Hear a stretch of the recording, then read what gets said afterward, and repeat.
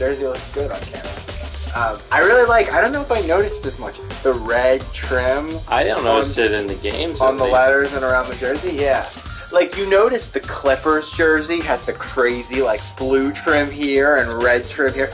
You know? Yeah. Like, I know, it's not great. But I actually really like the current Denver jerseys. I like the white one, too.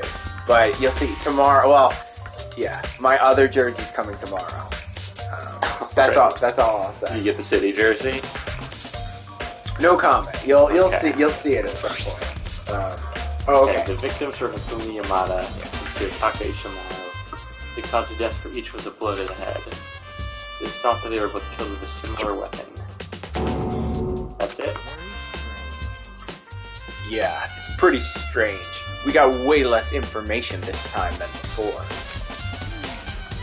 That is no problem. After all, the events of this case unfolded before our very eyes. We should know more about what happened than the Monokuma file could anyway. Maybe.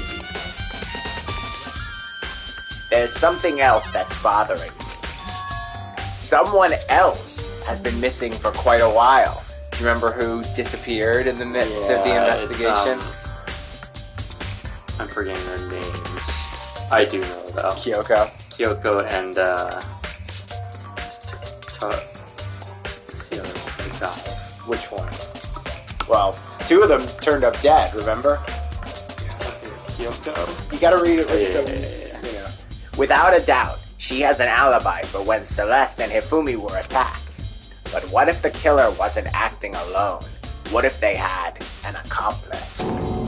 An accomplice? An accomplice? What are you doing here? Don't be rude. I'm here to answer your question. Oops, I skipped. What question? You're talking about accomplices, right? I'm pretty sure I explained it before, didn't I? During the first class trial. Yeah. I'm not gonna read the flashback. Okay. We can just read the flashback.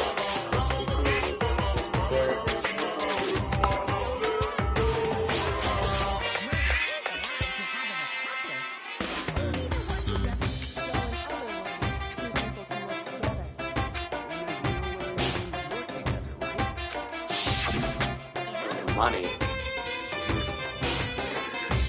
So basically, you could be an accomplice if you want, but there's no gratification in it. So are you saying nobody worked together this time either? Sorry, can't answer that. It would obstruct the free exchange of information between you guys. I just want to make sure you don't forget. No matter how much you might assist in a murder, only one Blackened can graduate. An accomplice gets nothing. Then we only need to figure out who that one Blackened is that did the killing, right? Just like normal. Okay. Let me take this opportunity to clarify the whole shebang. In this class trial, what you need to determine is the one true Blackened who devised the murder and a plot and put it into action. True Blackened, so just one person. That's enough for explainifying. Now it's down to the final battle between all of you and the Blackened. Good luck to all the contestants. So there can only be one Blackened. An accomplice wouldn't end. I can't see any way Kyoko would be connected to this case after all. You may be right. If that's true, then Kyoko, where are you? As long as she's not connected to the case, it doesn't matter. Let's get back to the investigation. I have absolutely no doubt that Hiro is responsible. But for the time being, I suppose it can't hurt to pursue further information. You know, don't you think we should consider a certain someone a suspect, just in case? I'm talking about the murderous fiend, Genocide Jack. What? I'm offended. Yeah. When did you... I've been looking all over for you, Master. When I woke up, you were nowhere to be found. Anyway, you there, milk sack swimmer girl. The high voices. Milk sack? Why do I gotta be a suspect? Well, I mean, you are a serial killer. So what? I'm like a special guest suspect every time. I have an alibi, you know. She's right about that. When we heard Hifumi scream, she was with me. And when the bodies disappeared, she was still lying unconscious in the equipment room. Plus, Taka's body aside, I can't imagine any way she would have been able to move Hifumi's body. Besides, I calculate every move I make. I'm not gonna kill someone when everyone knows what I look like. They don't call me the murderous fiend for nothing. That's not the kind of thing you should be bragging about. On another topic, should we post a guard by the bodies like before? We can't have them disappearing again. Hina and I can handle that. You don't mind, do you, Hina? Sure, I'd be totally useless on the investigation anyway. Then that's that. Let's begin. This whole thing is so strange. All but one of us has an alibi, so figuring out who did it should be obvious, right? But maybe it's just me, but I don't think it's going to be as straightforward as it seems.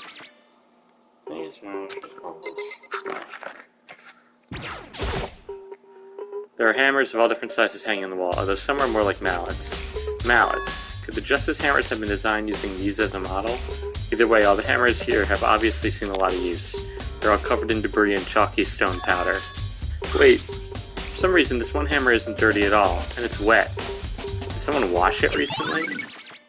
Spotless hammers, man. Truth bullets section. Okay. Hifumi's big cold body is laying on the floor. His really big body. I mean, how on earth was the killer able to move someone so big? From the nurse's office where he was discovered to here, the repository. All the way from the first floor to the third floor, and all without anyone noticing it. How the hell? It's no good, I just don't get it. I can't think about it later. For now, I had to finish investigating Hifumi himself. If I remember correctly, Hifumi's fatal injury was also a blow to the head. Probably from Justice Hammer 3, which was laying on the floor in the nurse's office. Huh? Wait. Something's off about his body. Why am I getting this feeling? Something's different. Something about Hifumi's body in the nurse's office versus his body right now. That's it, his glasses. When his body was in the nurse's office, his glasses were covered with blood. But now they're completely clean. Does that mean someone wiped his glasses off? But who would do that and why?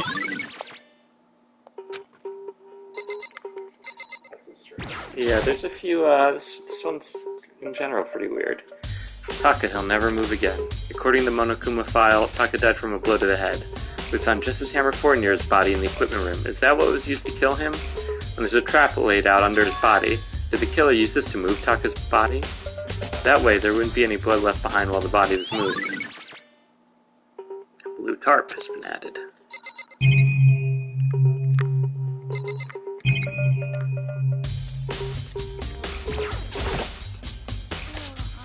Hey, Makoto, I've been thinking about something. It's about the repository. Huh? What is it? After Hifumi and Taka's bodies disappeared, we split up to look around, right? I was really scared, so me and Sakura stuck together.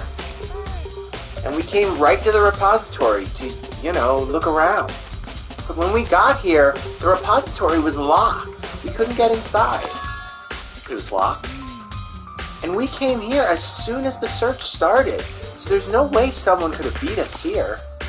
So if that's true, then who locked it, and why is it unlocked now?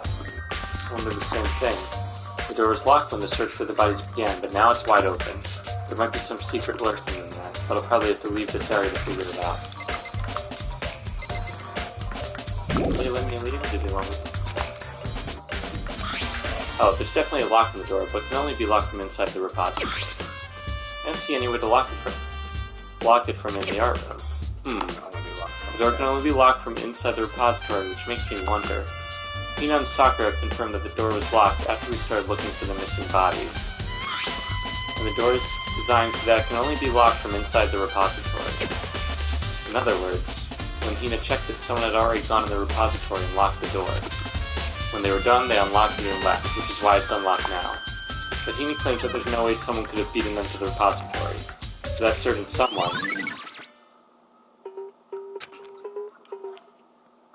You should probably talk to Doc later. Oh, Byakuya's over there too. There are many aspects to the incident this time. Too many, to be honest. Considering that, it may be good to look back on everything that's happened. Would you like my help? Yeah, let's look back at things. This morning, only 4 of us met up at the dining hall. Hina, Kyoko, you, and myself. We waited for the others, but nobody showed up, so we decided to go look for them. It was around 8 o'clock when we began our search. Soon after we split up, Kyoko disappeared.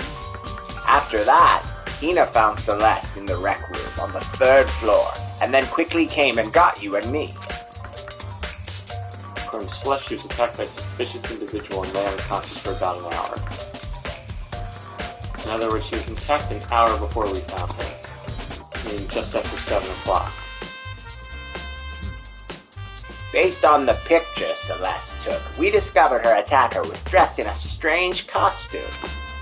It was Robo-Justice. It also became clear that this Robo-Justice had dragged Hifumi away. After meeting up with Toko and Byakuya, we began searching for the costumed assailant. We found an injured Hifumi in the library on the 2nd floor. We took him down to the nurse's office on the 1st floor, then resumed our search. But not long after leaving the nurse's office,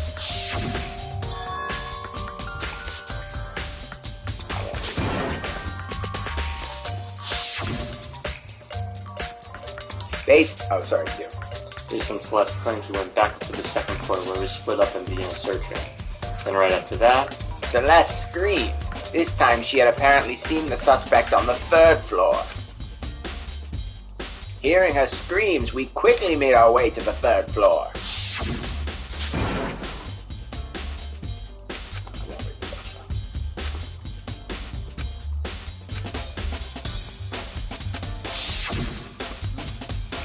And then...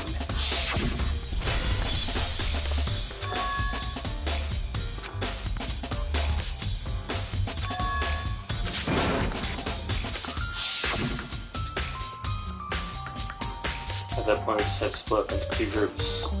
Celeste and I went back to the nurse's office. Meanwhile, you, Byakuya, and Toko pursued the suspect up to the 3rd floor. When we got back to the nurse's office, we found Hifumi's corpse. It was also when we heard the body discovery announcement play. I left Celeste and Hina alone and headed back to the 3rd floor to tell the others what had happened. But at that same time, we had discovered Taka's body in the equipment room. Which means Hifumi and Taka's bodies were discovered right around the same time.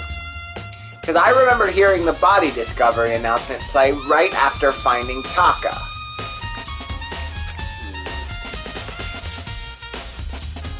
That's when I showed up and told you and Byakuya that Hifumi had been killed, right? Then you, me, and Byakuya all headed back to the nurse's office, leaving behind Toko, who had fainted. As soon as we left the physics lab, we ran to Celeste, who just tried to tell us something very unusual.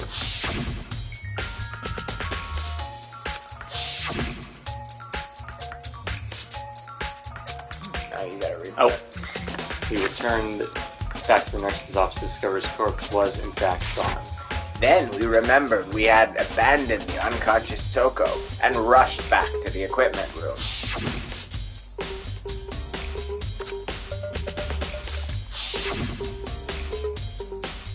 This time Taka's body had disappeared. So from there we began our search for both of the missing bodies. And after some time, Celeste told us she'd found the body, and we all headed to the repository. And there we discovered the 2 bodies that apparently vanished. And that brings us up to now. Looking back, things have certainly been very active. If you want to look back at the case again, Just let me know. I'm fine anytime. I don't think that's gonna help me. Well, it was probably good at that to do that. Yeah, just because we haven't played it. Yeah, exactly. It's a dolly. It doesn't have a handle. I saw this in the art room before. I guess to see some statues around. It's kinda awkward, but if you bend down, it's not too hard to use. Huh, but wait. Blood? Wasn't this in the equipment room when we found Taka's body? And look at the wheel. There's blood stain on it. There's blood on the wheel of the dolly that was moved from the equipment room to the repository. What's the explanation for that?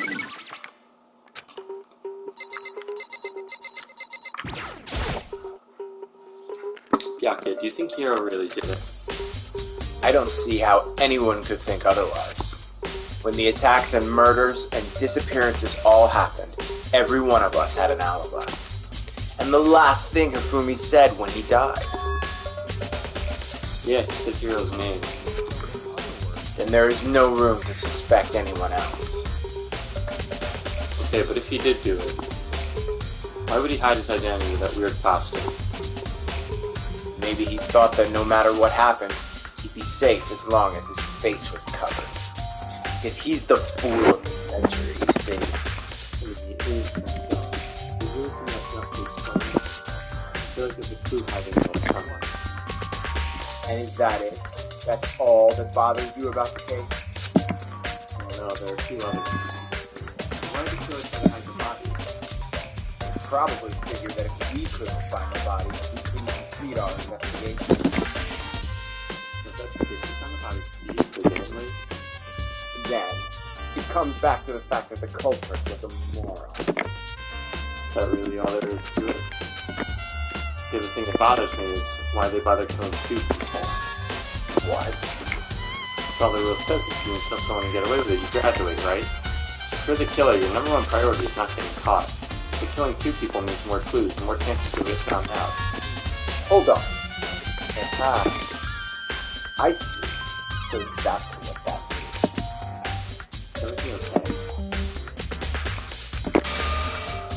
Don't talk to me as if we're friends.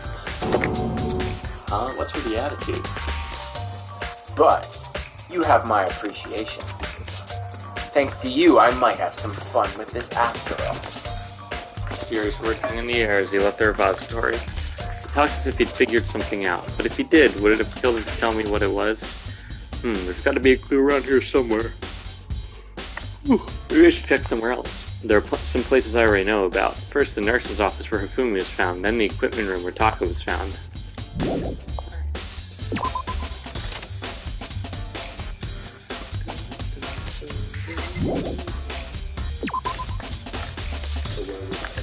I'm gonna go this. The science room. Where is it?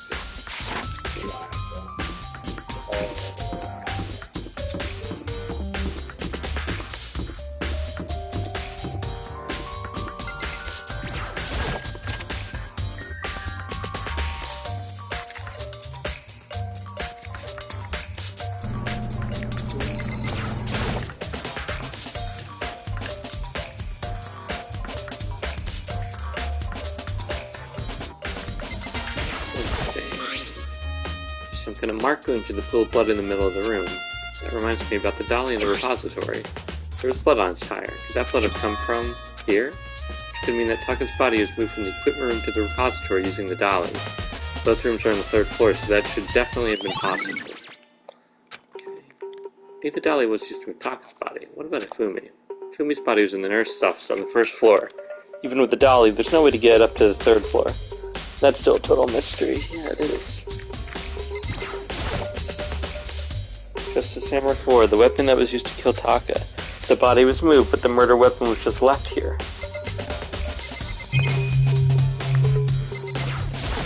Tarp? This tarp. I feel like I've seen it somewhere before, and just recently, too. And,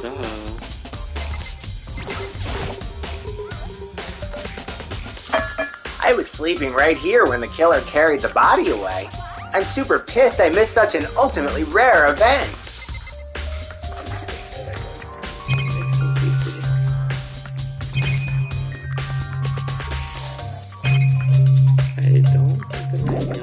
here.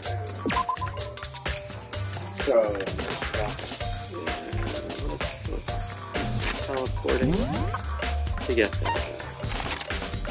oh, that's right. It gives you exclamation.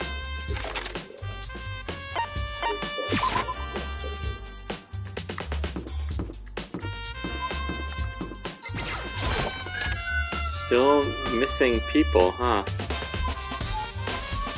What, you feel that? Yeah. Mini fridge. A refrigerator. I wonder if there's anything to drink inside. After everything I've been through, I'm totally parched. Maybe just a quick peek.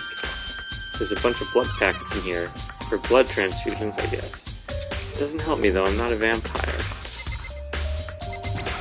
Kinda weird. Justice Hammer 3, the one that was used to kill Fumi. Someone's moved the body but left the weapon behind. What are you investigating, Celeste? I am not investigating anything, precisely speaking. I am simply going around seeing if Hiro might be hiding somewhere. What about you? Well, you know, I'm just checking this and that. The main thing on my mind is how someone could have moved Fumi's body. How Hifumi was moved, eh? When it disappeared, you were supposed to be in the nurse's office, right? Correct. Hino was not feeling well, so I stayed behind to look after her. But she seemed to be getting worse, so I took her to the bathroom. And when you got back, the body was gone. We could not have been gone for more than a minute or two, though. Yeah, he said the same thing. Then the killer was able to get in and move Fumi's body in that short amount of time. It would seem so. Carry off someone as big as Fumi in only a couple minutes is... Can't think of it as anything less than impossible. So let's count. And you got the hammer, but is the blood stain on the ground?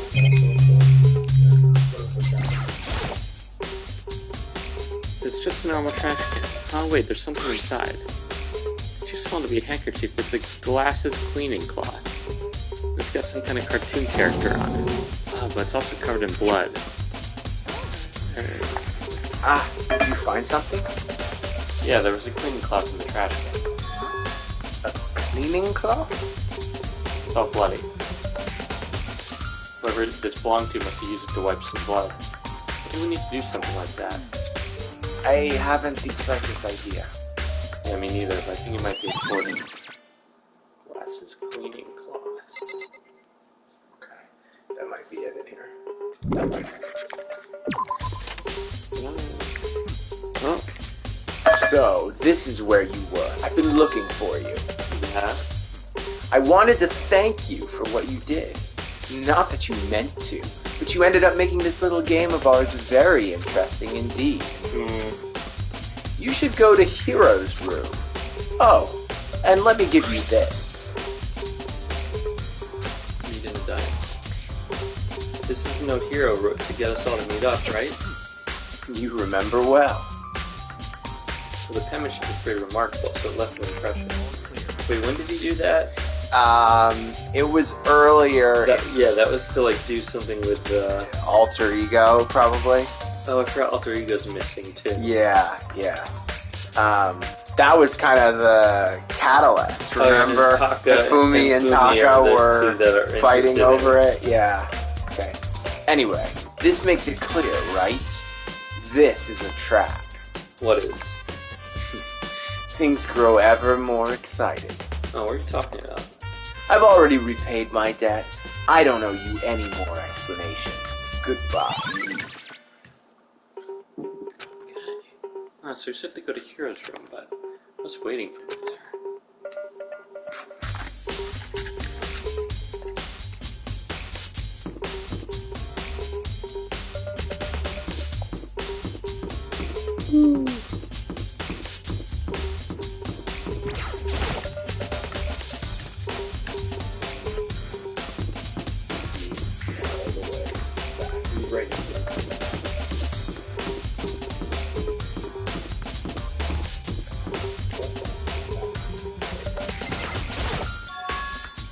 The door is unlocked. I guess I can go inside. Byakuya did say to look. It might not be a great idea, but I'm gonna take the plunge. And what I saw. This is Hero's room. There's all kinds of weird stuff here. Where'd he even get it all from? More importantly, it still isn't turned off, which means he can't really complain if I don't get his permission to search his room, right? I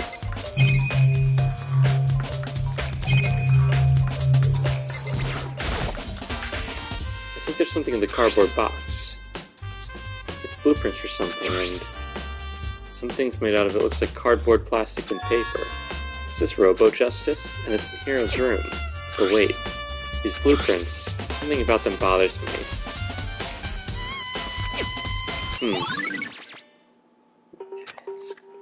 What could bother me? Bed. It's a normal bed, pretty much like the one in my room.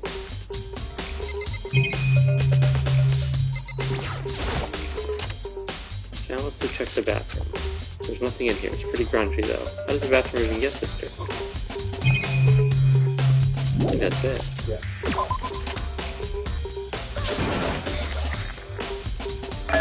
Makoto, big news, big news! What's wrong?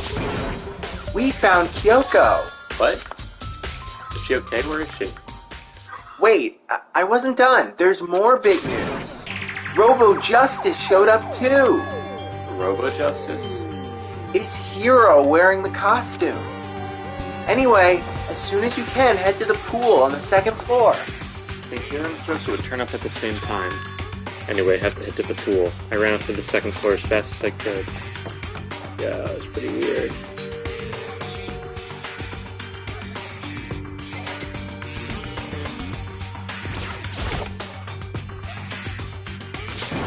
Kyoko and... Phew, man. I have had the worst day. Oh. Hiro?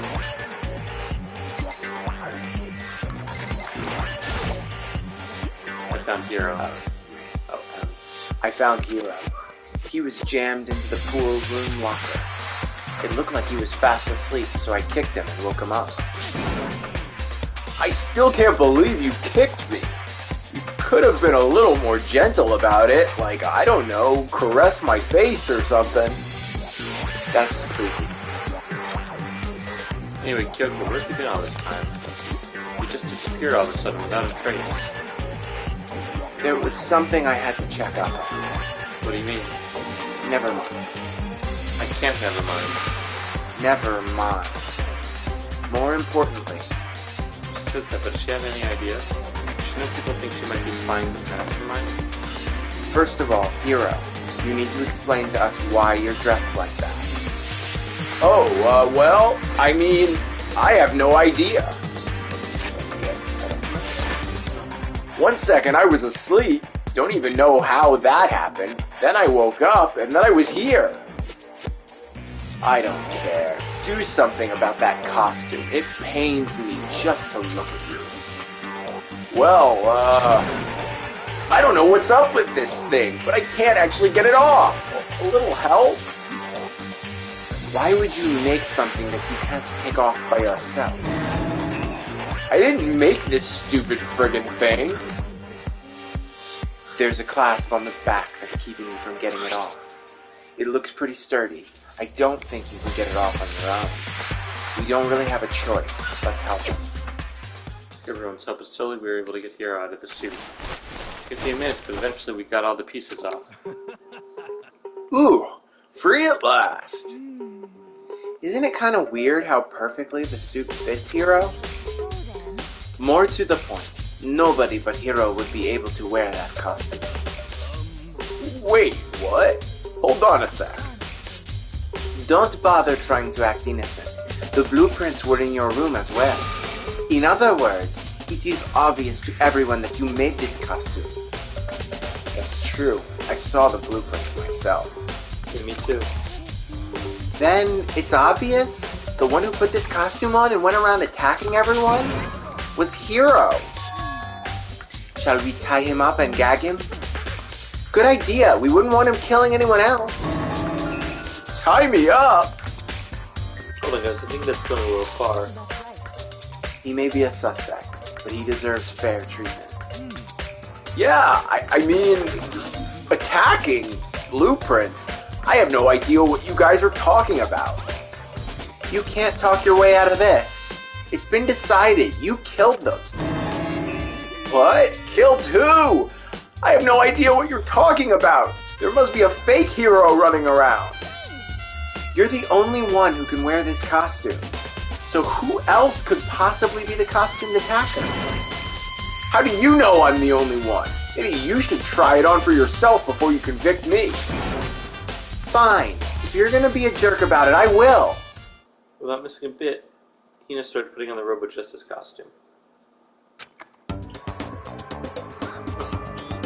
Ah, see? Look! See how loose it is?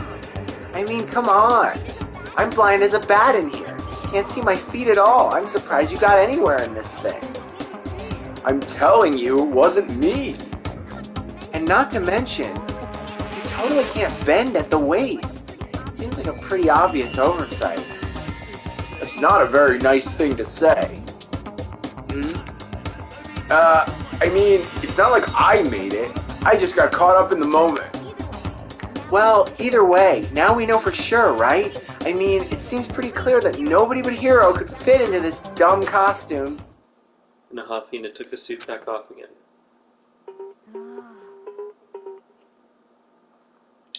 Well, now you're all out of excuses. No, see, it's because you're a girl. If it was another guy, then... Makoto, go ahead. Okay. Against my will, I picked up the pieces on the floor and tried putting them on. No good, the arms are too long, there's no way I can wear this.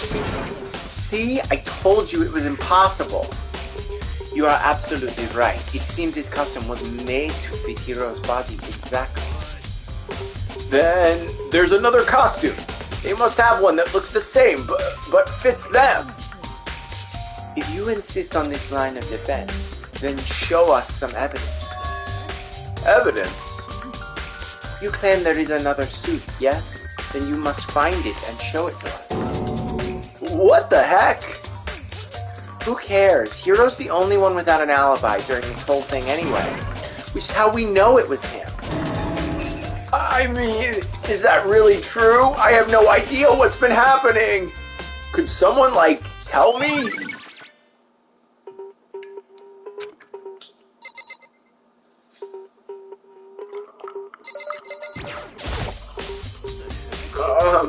If you don't tell me what's going on, how am I supposed to understand? I think I figured out that someone's been killed, right? Hey, Makoto, who was it? Well, 2 people were killed. Taka and Hifumi. What? 2 people? Why are you freaking out? You did it. I did not. Wait, hold on. If those 2 were the ones that were killed, that's it. I know who did it. You may as well tell us then. Taka and Hifumi were fighting over Alter Ego, right? Which means Alter Ego and or Chihiro must have done it. I see. That's unfortunate. Huh? Unfortunate? Stop trying to trick us. Just admit that you did it, okay? I'm telling you, you got it all wrong. I know, that note. No? Last night, someone slipped a weird note under my door. And here's what it said. I found a hole maybe we can use to escape.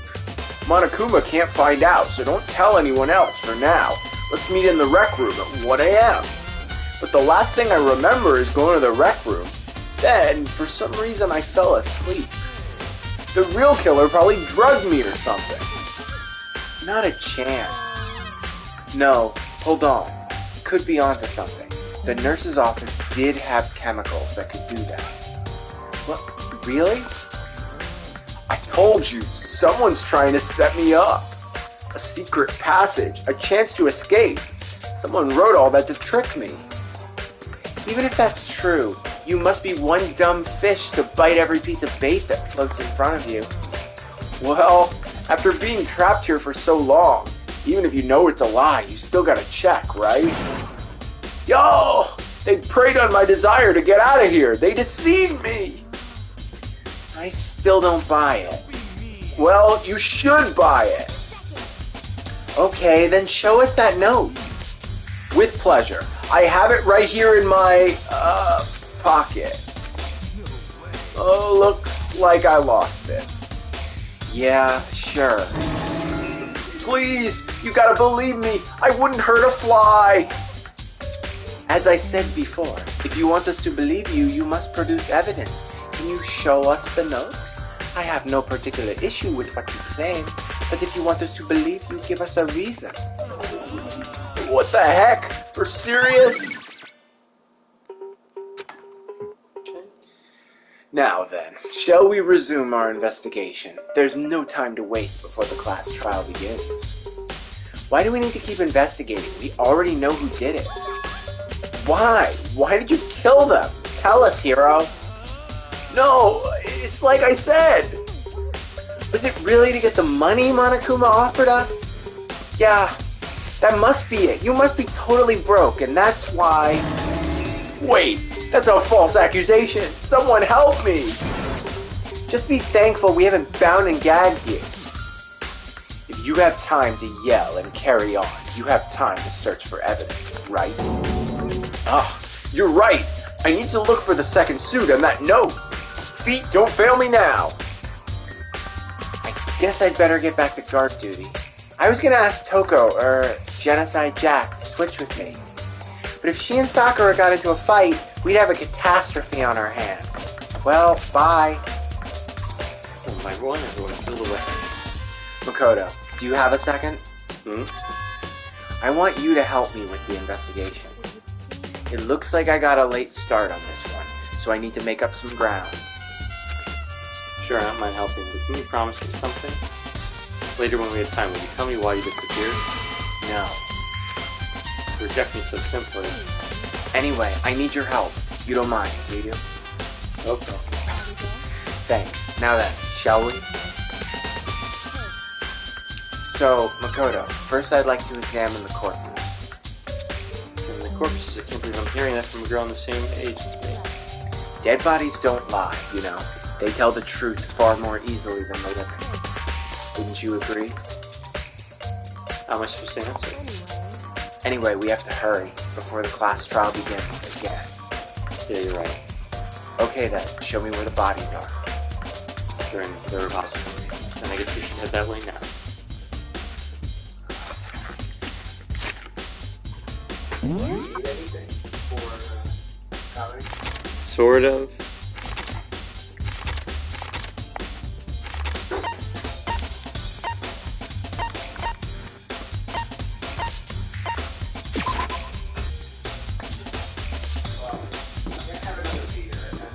Have you ever heard of Boboli? Boboli? They're homemade pizza shells.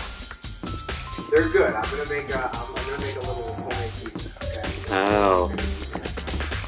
Okay, I'll show you. They're good.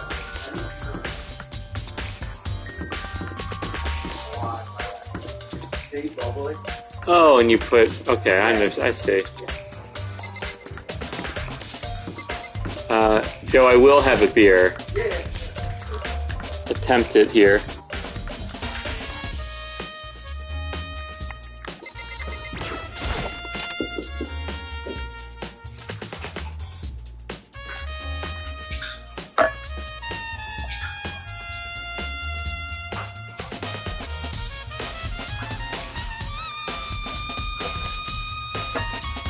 Here you go. Sir, What's up? I want to just check the injury report For tonight? for now. I checked. Oh, no structural damage. Oh, really? That's what they said? Well, I know. I mean, the fact that he walked off was a good sign. Honestly, I think if it hadn't been a 20-point game when he came back on the court, he would have tried to play. If they were close enough. Yeah, I think he would have tried to play. I know, I mean, as much as I want it to be Clippers versus Atlanta in the finals, I need Giannis to be healthy just in case it's Phoenix. Good God. If Phoenix just strolls to a title, it's just going to be miserable. Who wants that? Come on. I don't want it. Even Phoenix fans, Mm-hmm. even people who are like Chris Paul, like Phoenix, want him to win, like Devin Booker, whatever. That is good. Yeah, I know. It's really good. I actually really like that. No, I wouldn't want to watch that Files. Although I imagine Trey will be a bone bruise in your foot. I don't know. It's rough. And you'd think your knee bending back like a goat would be worse, but I guess Giannis, he's just so, I don't know, flexible. Yeah. Oh, I watched the slow-mo. It's like... Yeah. No, thank you. I saw it live, or I saw it on the replay. They showed it on the broadcast. I watched a thing where a doctor like talks about like the ligaments in your knee, and and then I watched the replay. I'm like, oh, every ligament. It's the ACL, it's the PCL. He tore everything. Yeah, no, that was really nasty. He must just be really flexible, like to be able to, make it through that. Okay. Anyway, back to it.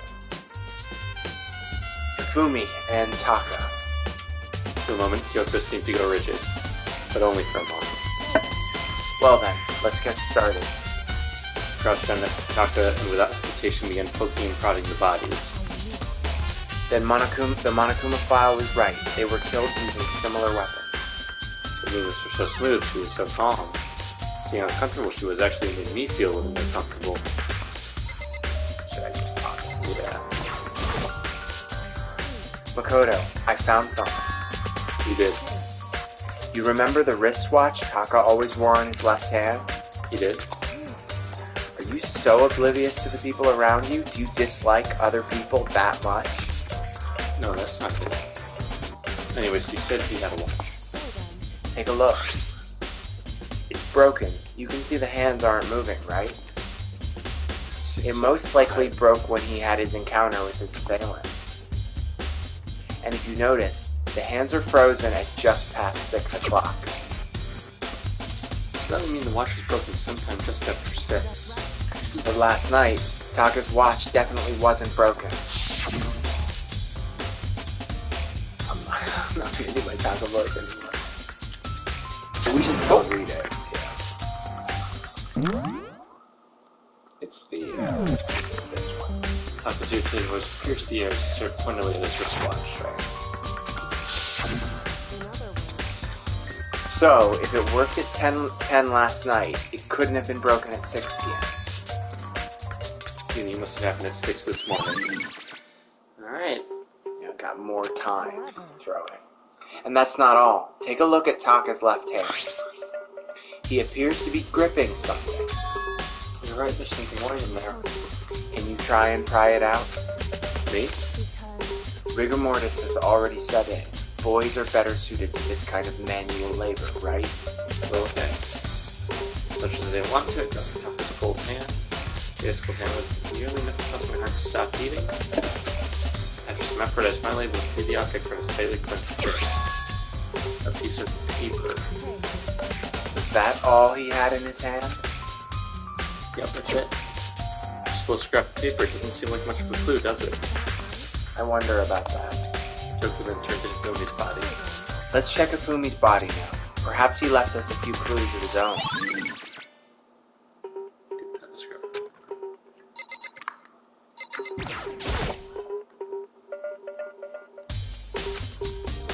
Oh, I guess I'm just looking up her. Yeah.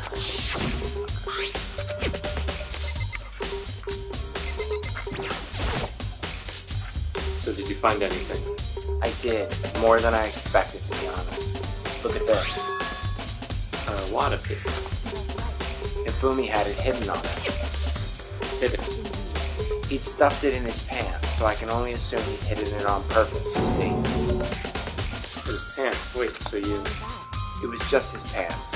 Not like his socks or something. I don't know what that means. Anyway, let's take a look at that paper. Go ahead, Makoto. Open it up. When I think of how it was stuffed on his pants, it's like... Better be important, Ifumi, or I'll never forgive you for this. Oh look, that's the note. Yep, it sure is. The note. I found a hole maybe. That sounds very familiar. That's it, it's the same thing Hiro said. He was telling us the truth. Although, it's not exactly the same, is it? Weird note under my door. Here's what it said. It's gonna hold me. assassinated in Merman? 1 a.m. Oh, Yeah. the time is different. Hiroto says note said to meet at 1 a.m. The note they wrote to Fumi asked him to meet at 6 a.m. Hold on. Just because Hifumi had the note doesn't mean it was meant for him. Part of it has been torn off, right? I think there's likely some meaning there. There's some meaning to part of it being ripped? Maybe you could explain it a little more. Think carefully. Why would he have been clutching that scrap of paper so tightly? I have no idea. What if it wasn't just a scrap of paper when he was holding it? What if it was something more important? And how would something important like that become a mere scrap of paper? That's what you need to answer. Can't answer that. Hey. And while we're at it, I should tell you one other thing. The 2 victims, this time, definitely had their e-handbooks on them. So the handbooks had nothing to do with how the murders were carried out. Not that there was any reason to think they were connected to the killings in the first place. So you're saying I don't have to think about the handbooks this time, right? If you didn't have to think about them at all, I wouldn't have gone out of my way to mention it. All I said was that they weren't used to help carry out the murders. There may come a point, however, where a handbook may play a role. Handbook may play a role? I don't understand. The character thinks it's important, I better keep it in mind. Yep, that's what I thought. Use the bathroom. Are you excited? Are you excited? Are you pumped? It's time for the class trial to begin. Like the bright burst of fireworks, like the flash of a soul clashing with life and death. And so, with no further ado, everyone please meet at the usual spot. Make your way to the red door on the first floor of the school. Pooh! See you soon. It would seem...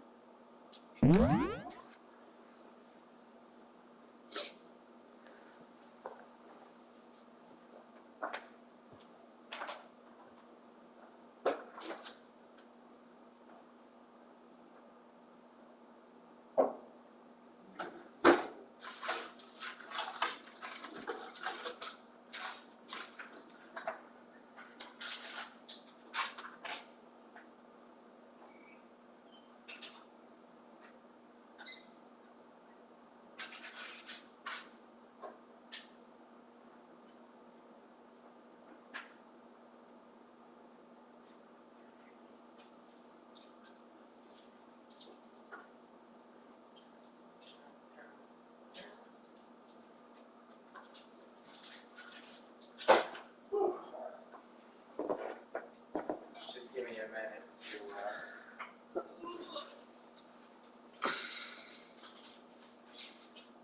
make this here.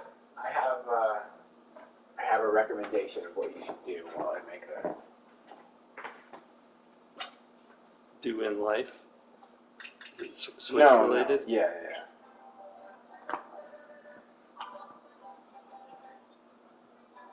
Oh. Just they have this thing. It's called Show to a Friend. It just lets them experience the beginning of the game.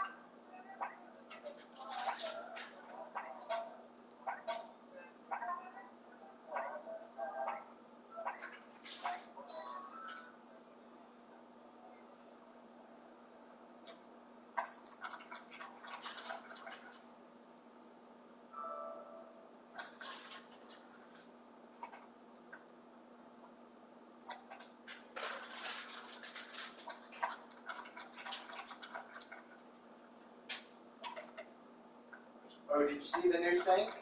Yeah, it's nice. Yeah, I think that looks like a good one. It's a little, it doesn't stick out as far, which is nice in that small bathroom. Yeah, it's kind of flat. Yeah. Kind of trough. Trough. Better a trough sink than a trough urinal, like in a baseball game. You've seen those before, Oh, yeah. right? Yeah.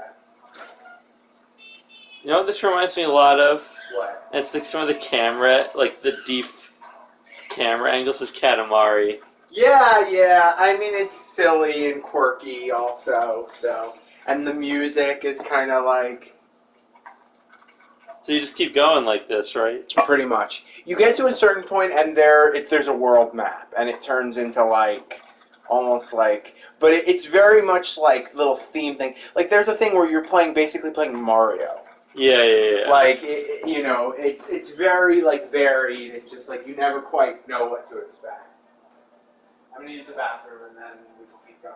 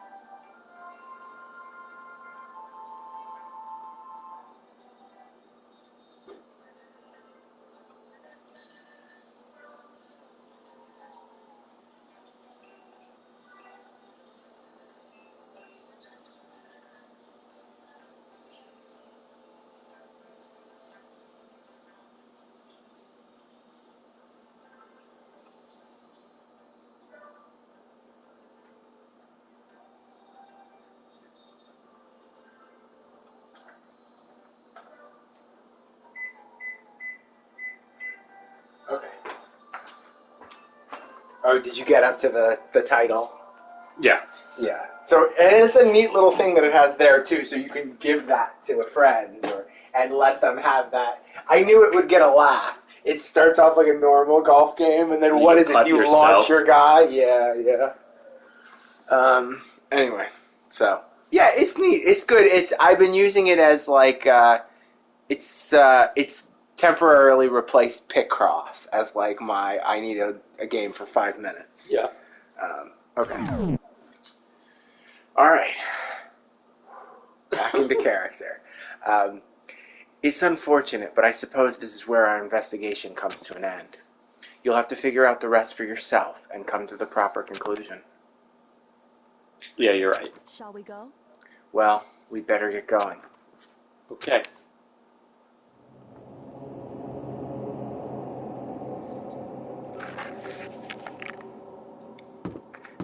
Where are you going? Oh, You gotta go to the big red they door. put me right there. Yeah. Let's go. Or as Jason Tatum says in his commercial, yes, sir. Everyone had heard Monokuma's proclamation and they were gathered by the red door. As soon as we were all there. Hello? He's multiplied? Nope, not multiplication. It just looks that way because of an illusion. I'm moving so fast it only looks like I've multiplied. Can you tell which one is the real Monokuma? Can we just get on the elevator already? You're not playing along. We're not here to play with you. Okay, fine. Then if everyone here is ready to go, please board the pain train, elevator. I'll see you guys down there. Okay then, shall we? Hold on, I'm not mentally prepared yet. You'll never be mentally prepared. You can't run away anymore, hero. You're gonna pay for your sins. I told you already I didn't do it, for serious. that reminds me. Did you ever find the other costume or the note? Well, no, but... How unfortunate. Then it would seem we have our culprit. Ah! This isn't the place to talk about it. Save your accusations for when we get to the courtroom. She's right. Let's get down there first. Then the story can really begin. Yeah, good idea. That's right. I have to do it. Can't let whoever killed Fumi and Taka get away with it. Everyone is still alive, and the two that lost their lives.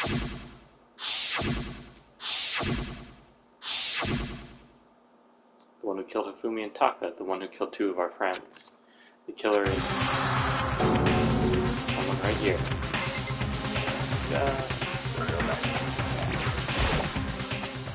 Took one last deep breath and exhaled slowly. I began to walk toward the elevator. Once everyone was aboard, the doors closed on their own, and the steel box began to move. Not many people left, huh? I know. There's gonna be one less soon. Clunky and the elevator kept coming as we fell further and further down. There was no going back. Until we settled all this, we couldn't go anywhere. I'm not sure how long it was before the elevator finally came to a stop. The elevator door slid open, opening up onto a cruel fate.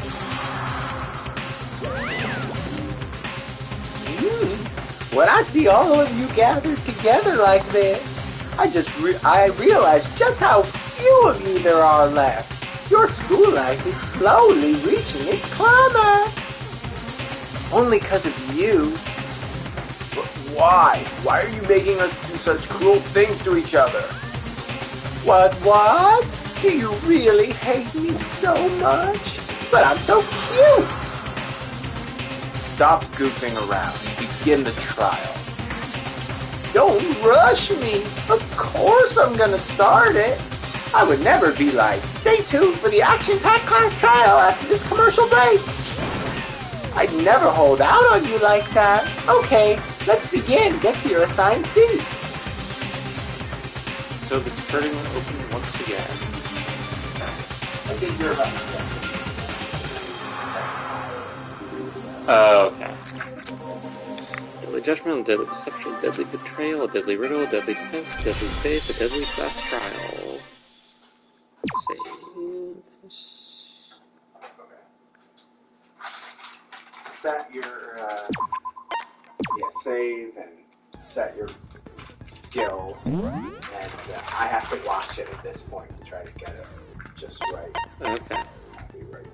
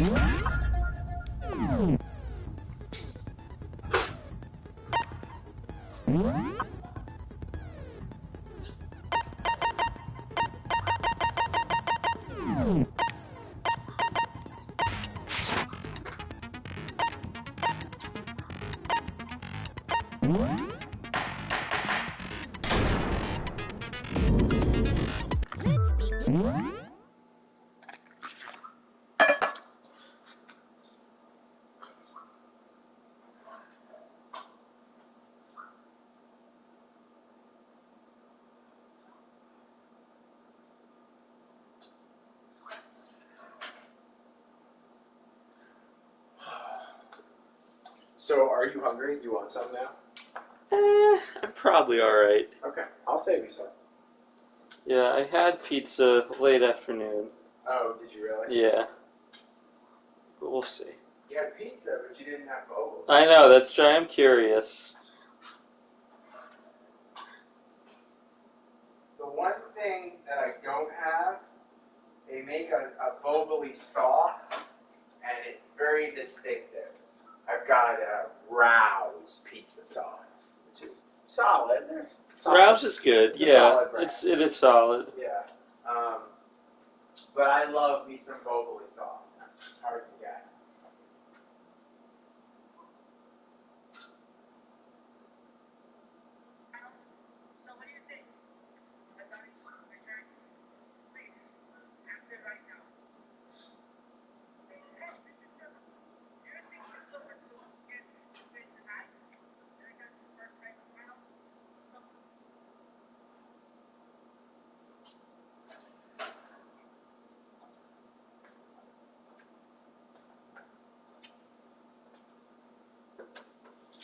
So I'm just hoping that, I forget which series has to go which distance. I lost my Hawks bet because of that. What? Oh, because you had them in 5? Which I thought was maybe gonna play, but you underestimated the Hawks. Well, yeah. I think the Bucks would have. Huh? But hey, but that's the thing with the injuries, you know. I know, and I really did think they could, I don't know, like, be better than expected. I mean, the Hawks might. I mean, I don't know. They could win. They could win. I don't know when Giannis is coming back. It's funny when you look at the Bucks without Giannis. It's a little bit like, ooh. Yeah. Not so sure about that. Yeah, I mean, Chris Middleton's a good player, but yeah, he's not. I mean, Chris and Drew are good, but I don't know if you win a series with them. Freaking Cam Reddish is hitting shots and playing good defense now. Well, yeah, his defense was excellent. Bogdanovich looks good. Lou Will. I still don't know that he's totally spry, but at least he was hitting some shots. Getting good Lou Will minutes. Well, yeah. Collins, Capella. The Hawks are kind of loaded in a weird way. Yeah, well, the conversation point among Hawks fans is to say that, like, everybody talking about, like, how, like, Memphis has the best young talent. No, like, we're disrespected. It's the only difference is the Hawks are about to have to pay some of them, so they might not keep them. Just John Collins this offseason, yeah. I know, that's the problem with this run, that John Collins has just made himself a lot of money. Whereas the Grizzlies are locked in for a while.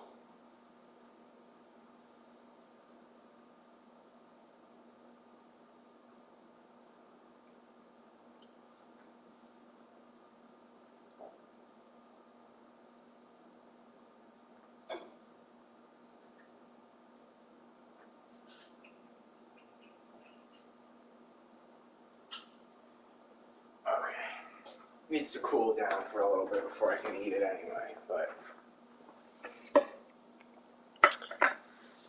Alright. So that looks good. Yeah, I would like to get the cheese a little more browned, but you have to balance it. You don't want it to bubble up too much. Yeah. You don't want the crust to get too crisp. So, yeah. Math. But Boboli is good. No, I have a lot of experience making these. Hey, you have good making these for years, yeah. Okay. Gee, do you want to read this? We've read it. It's the same thing as everything, but I'll read it. Let's begin with a basic explanation of the class trial. If you can figure out who done it, then only they will receive punishment. But if you pick the wrong one, then I'll punish everyone besides the blackened, and the one that deceived everyone else will graduate. Now then, to begin with, we already know who did it. Was that? It was Hiro. He does not have an alibi for when the murders took place, and we found him in our suit. Don't try and deny it. You killed them. I didn't. Someone knocked me out. I was asleep the whole time. I don't know anything about it. Shut your murdering mouth, murderer. Who are you calling a murderer? I am sorry to say, Hiro, but we do have evidence. Blueprints for the suit. Parts we assume were used to build it. And all of it was found in your room. You have to admit, The evidence is quite compelling. It points to you as having created the suit and wearing it while committing crime after crime. How many times do I have to tell you? I don't know. Is Hiro really the killer, or anything else to make that clear?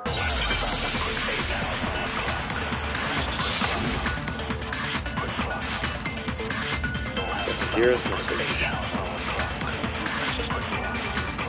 Everything you found in your room, the blueprint, the suit parts, they are all proof enough that you are the culprit. I don't know anything about that stuff. It's not true. It's a conspiracy. Hiro, why? Why did you kill them? No, just hold on a second. Okay, I mean, look at the blueprints. That handwriting is awfully messy. Alright, Hiro's handwriting is...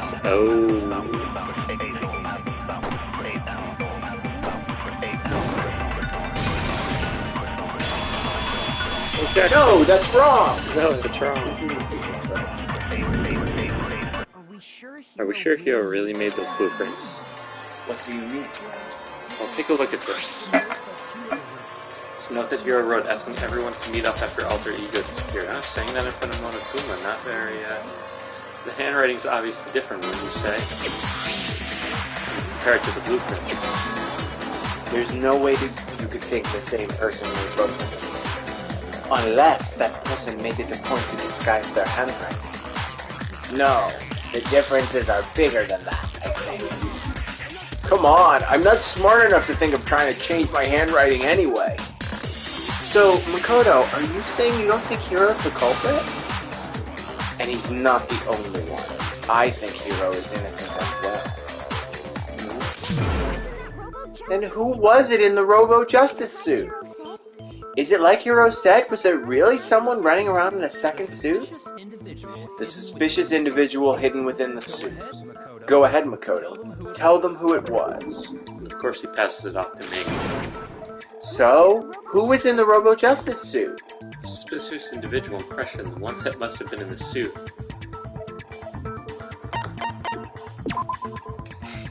Why me?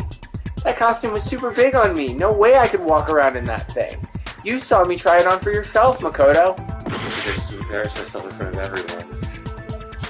Yeah, that costume was definitely too big for him, I'm sure of it. Especially the individual in question, the one that must have been in the suit. Is it just Hiro? He was the only one who was in it, right? Yeah. Other than Hiro, I can't think of anyone else who could have been out of that suit. Obviously, he was the one in that particular suit, and we never found any kind of second suit. Then there can be no doubt. Hiro is the prime suspect. That doesn't make any sense. You just said Hiro didn't do it. It makes perfect sense. Hiro was the suspicious individual in the suit, but he's not the culprit. So what you're saying is, that's right. The culprit in this case had nothing to do with being in the Robo-Justice suit. What? Now that's a bold assumption. And what reason do you have to make such a statement? You do have a reason, yes? Of course, but before we get to that, there's something else we need to clarify first. So let's get that out of the way. Hey, stop trying to boss us around. All things have a proper order. So, what is it? What needs to be clarified? We must clarify the method of transportation for Taka's lifeless body. It would seem that his corpse was moved using certain particular items. Makoto, can you tell us what they were?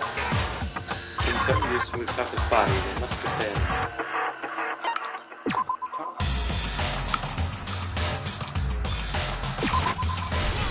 Got it. There's still one more thing.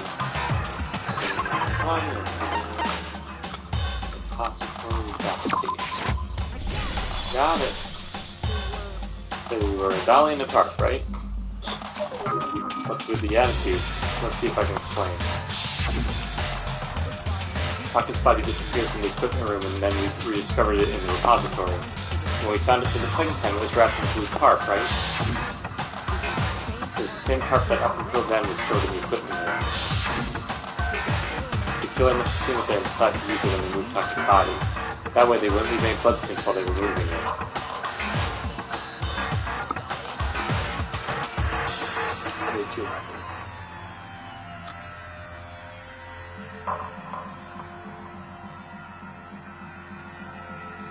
Okay, that explains the tarp. And the dolly? Same thing. I'm sure the dolly was in the equipment room when we first found Taka's body there. But when the body disappeared, so did the dolly. Later, when Taka's body reappeared in the repository, so did the dolly. In other words, you think they used the dolly to move the body, am I right? But are you sure you're not mistaken? Are you absolutely positive the dolly was in the equipment room when we found Taka's body? That dolly was made specifically for moving large objects between the repository and the archive. It would be very strange indeed to discover it had made its way into the equipment room. Is it not possible that it was in the repository all along and you simply didn't realize it? She's raised an objection. How do you respond? There is no shame in being wrong. Nobody expects much from you anyway. We have all accepted the fact that you rarely understand what is going on around you. Well, I never anyone seems to mention me to me. Maybe they can change their mind. They can explain to them why the dolly must have been moved from the equipment repository.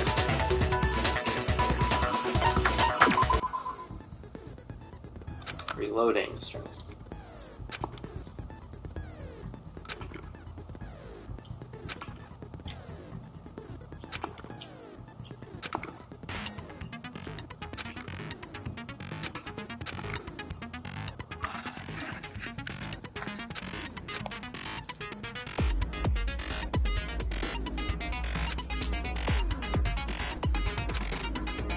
Forgot how favorite time works. Triangle, right, to do this? Yeah, this is the thing where you have to, it's like the rhythm game. It's Yeah. like X to target, triangle to shoot, and now you see the ammo at the bottom.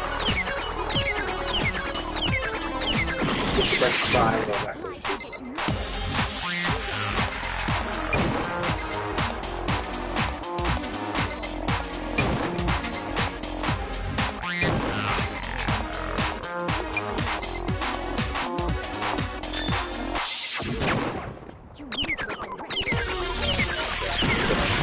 Oh, I see.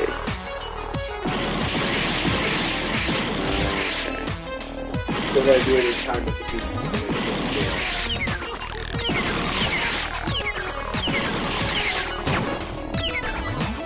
Yeah,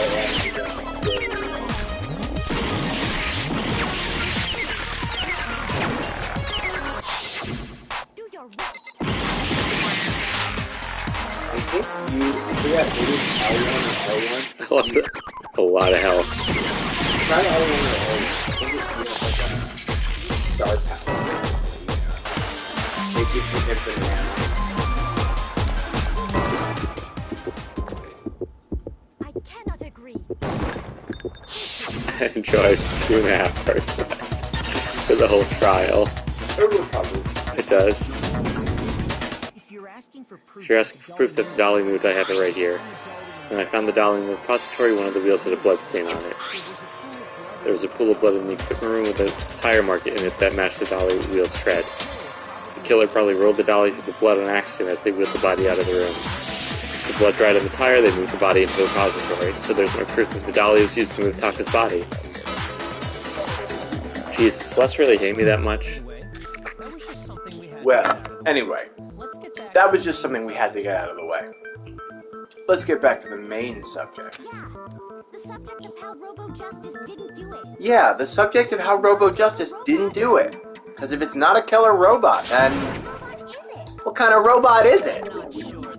I'm not sure that really matters. I'd be happy to explain why the occupant of the suit couldn't possibly be the killer. If you look back on how the body was transported, it will become immediately obvious. Look at how the body is moved, it'll be clear why the person in the suit couldn't have done it. What does he mean by that?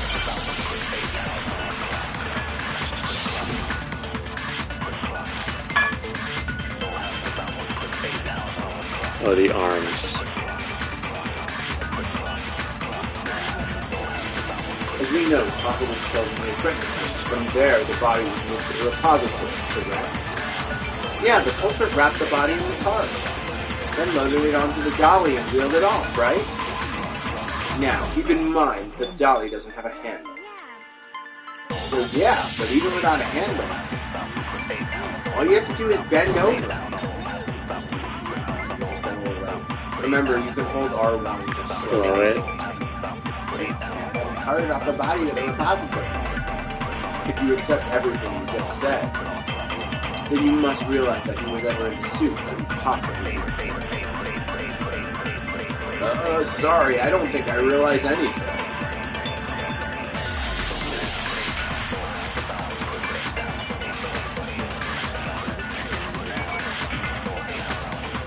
Can you fast forward?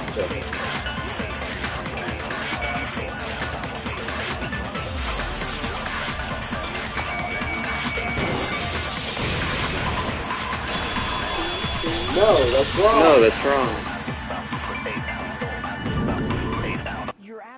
You're absolutely right that you could push a dolly without a handle if you stoop down low.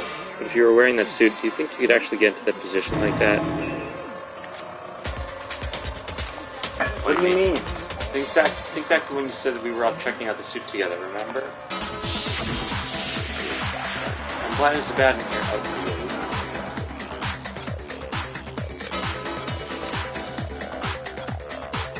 Can't bend the waist. You're in that suit. Not only can you not see your feet, but you can't even bend at the waist. Am I right about that? Now that you mention it, yeah. It seems like it'd be awfully hard to push that dolly if you couldn't bend over. Well, what's to stop you from simply pushing the dolly with your feet? You can't even see your feet? You really think someone could kick the dolly all that way? Yeah, it'd be totally impossible. Not that I can say for sure myself.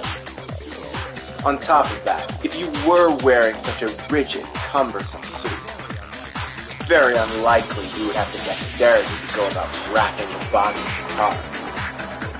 Well, I mean, isn't that just a matter of taking off the suit when you're ready to move the body? There's actually no chance that the costume is taken off just to move the body because...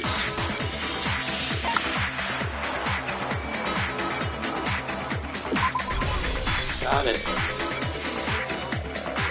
I don't think taking off the suit was an option, if you remember.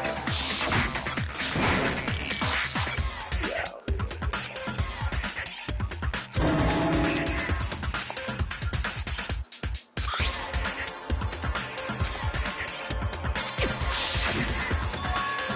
That's true. It seems impossible to put the suit on or take it off without help. Then, you really can't take it off by yourself? Hiro wasn't just making it up? Of course I wasn't making it up. He could have gotten it off by himself. I don't think he would have let us see him wearing it. Showing up in the suit was basically an invitation for everyone to suspect him. Yeah, that's right. So, it's really true that Robo Justice couldn't have moved the dolly? To be clear, whoever did move the body, it couldn't have been Hiro in the robot suit, correct? No, wait just a second if you please. Have you forgotten about the picture that I took? You all got a good look at it. You all got a good look at it, did you not? The image of Afumi being dragged away by Robo Justice. If whoever was in that suit is not the culprit, how do you explain that? Besides, do you remember what the now deceased Afumi said?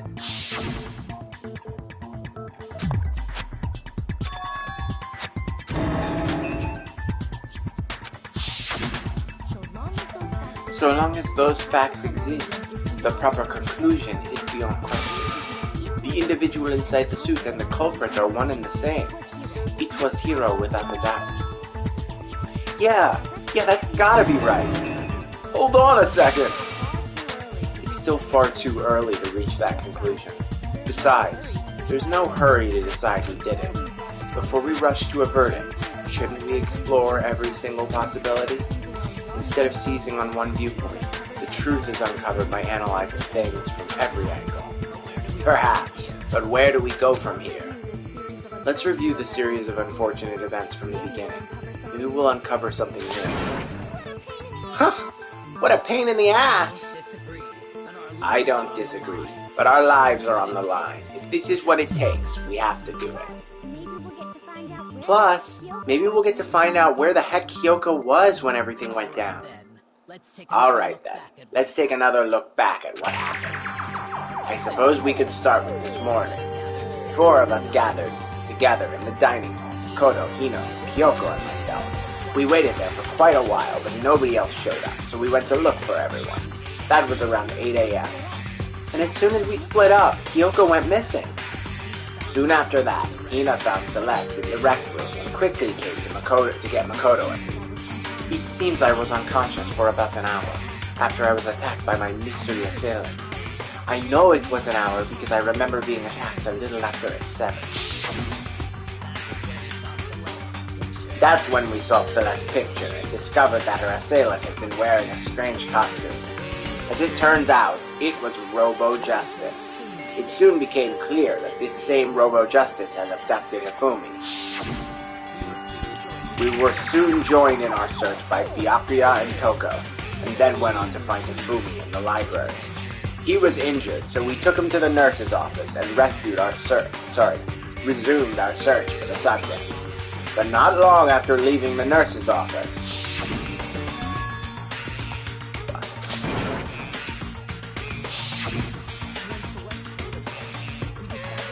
Celeste told us that we should split up and search the second floor. And soon after that, I saw someone moving around on the 3rd floor, and I yelled out to everyone as soon as I did.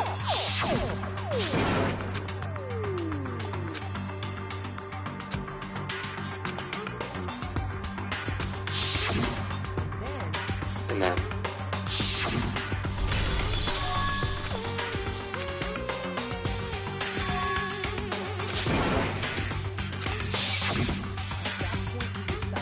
at that point we decided to divide up into 2 groups. Celestina and I went back to the nurse's office, while Sakura, Byakuya, and Toko chased after the suspect. We'll go back to their stuff because it's moving. Good. And that's when we heard the body discovery announcement. I left Celeste and Hina there and headed back to the 3rd floor to let the others know what happened. Meanwhile, we just discovered Taka's body in the room. Oh, sorry, this is Kushida, Sakura. We must have found both bodies at almost exactly the same time, because we heard the same announcement not long after we discovered his body.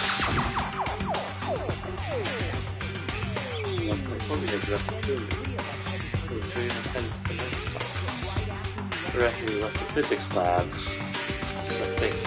we ran to Celeste, who arrived after us, and she told us something very surprising.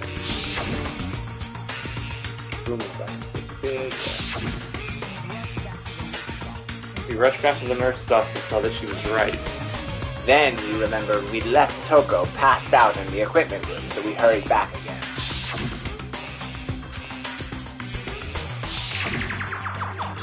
But when we got there, we discovered that now Taka's body had also gone missing. Next thing we knew, we were searching the school for 2 missing dead bodies, and after some time, Celeste informed us that she'd found the bodies, and we all headed to the repository, which is where we rediscovered the corpses. Celeste isn't looking great all of a sudden. I think that about covers it. I see. The whole thing sounds exceptionally complicated. It certainly seems to me that these are not a simple series of connected events. Okay, well, if that's true, then what? Rather than a single series of events, I think we have to consider each murder a separate situation. And from there we can uncover the contradictions surrounding all of them. Now then, let's get started, beginning with what happened to Taka. Contradictions hidden in what happened to Taka. In order to uncover the truth of this case, I have to find them no matter what. Yeah, she's starting to look suspicious, but there's still a lot to unpack in terms of how any of this actually happened. Yeah. So regarding Taka's death, I wonder if he died before her. So perhaps it was accident. We already know what order they were killed in. Taka came last. What makes you say that? Because of the numbering on the Justice Hammer.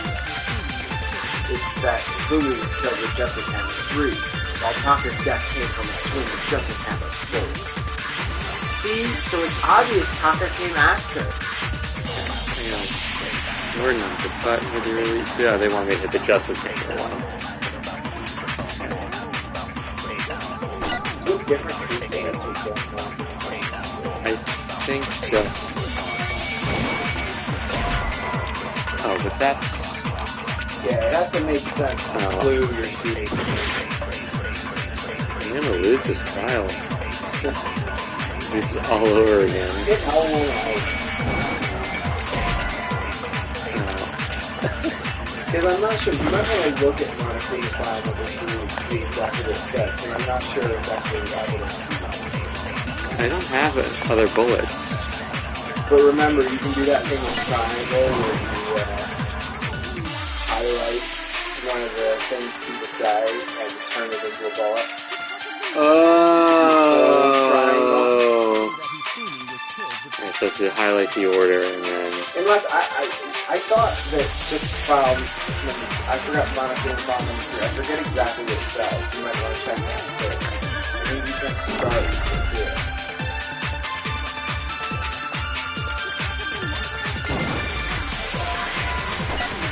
You hit the right one.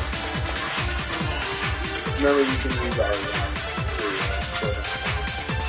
I'm gonna lose the trial though. There's no way I'm not gonna fuck up again. I don't think I'll think that. There's a checkpoint.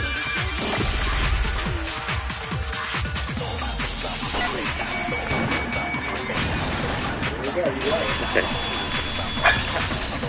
That's wrong. No, that's wrong. There's no reason to assume that the cameras will...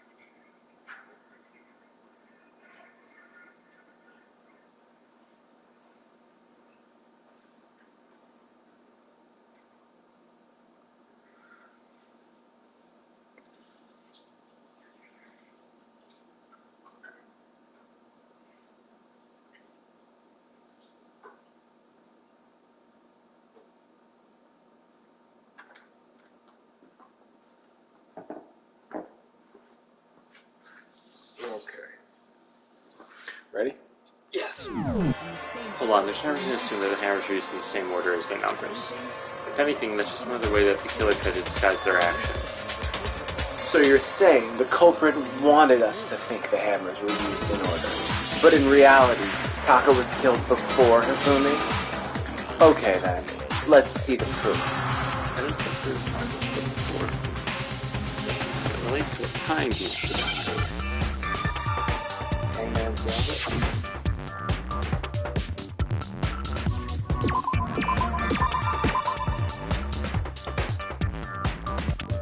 I totally forgot what I'm doing here. You're Hangman. Say what the killer is by shooting the... Oh, you said it. He's just going to hear what I have to say. You're right.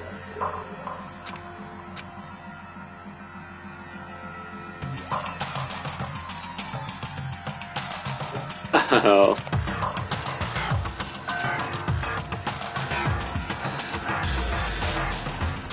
What if I said no? I can't give up now. Oh, okay, they give me some. It doesn't. That'd be real annoying.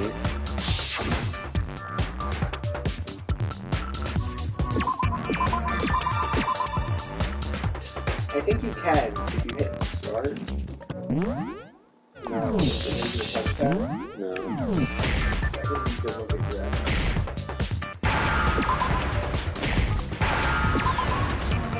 Wristwatch. Remember we found it with a you have to shoot it until it goes down to the bottom.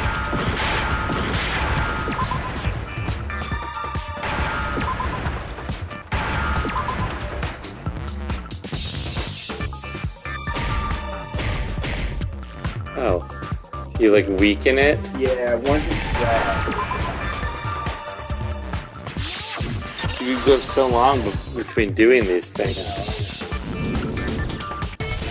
Got it, Taka's wristwatch. See, look, it broke with the hands putting just past 6 o'clock. It must have gotten broken when he was attacked by the killer, because as of last night...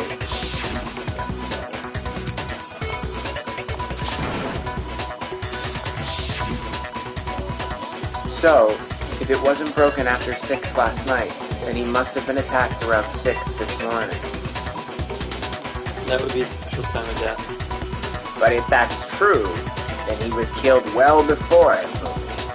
First one was shot around 7. That's right. Taka was killed before any of the other incidents took place. Simple facts that test all of us. We made the wrong assumption about the order of events, all because of this justice error.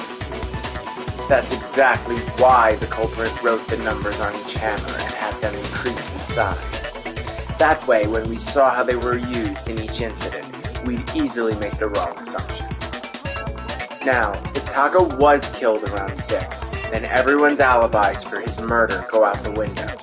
Because when he was killed, we hadn't met up in the dining hall yet. That may be true in the case of Taka's murder, but all of our alibis still hold true for Hifumi's death. That's right. With him, at least, we're all safe.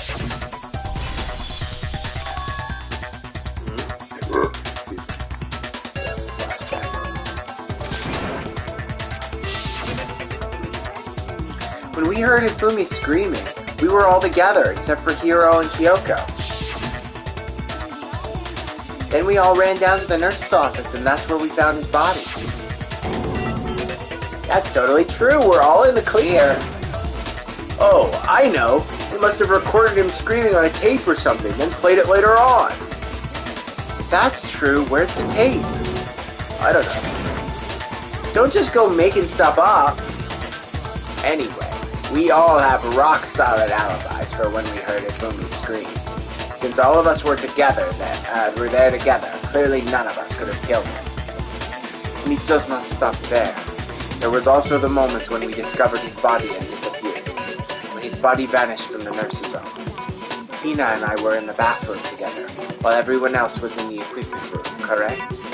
And then there's the disappearance of Taka's body from the equipment room. At that time, we were all gathered together in the nurse's office because of Hifumi going missing. Well, don't forget, I was passed out in the equipment room the whole time. Wait, then what if Genocide Jill did it? She could have dragged Taka's body out of there right then. Even if she could pull that off, there's no way she could have done the same with Hifumi's body. Because as we just established, she was passed out in the equipment room when his body disappeared. Besides, I didn't do either of them anyway. In other words, it is impossible that any of us could have killed Hifumi, or moved either of their bodies. On the other hand, Hiro and Kyoko had disappeared, so they most certainly could have done those things. So now, Kyoko.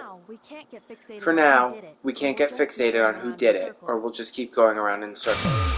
So instead of who, I propose we start talking about how. In particular, I think we need to figure out how Hifumi's body got moved. That's true, we searched everywhere, but we couldn't figure out how to explain his body disappearing. According to what Celeste said,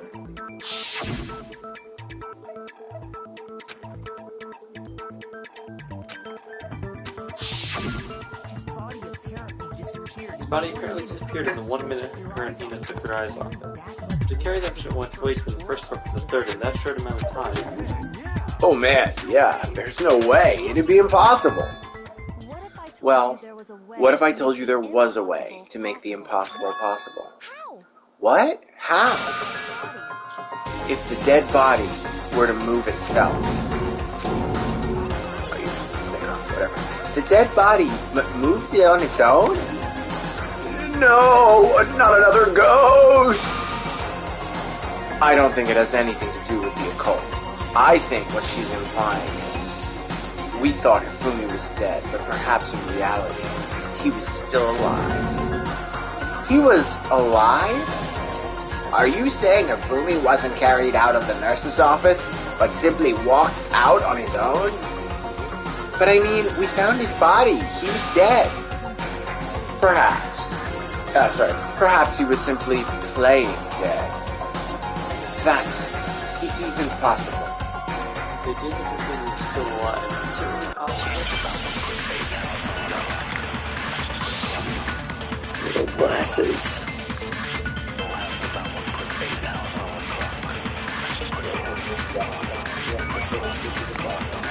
Are you saying that when you first found Hifumi in the nurse's office, there's a chance that Hifumi is still alive?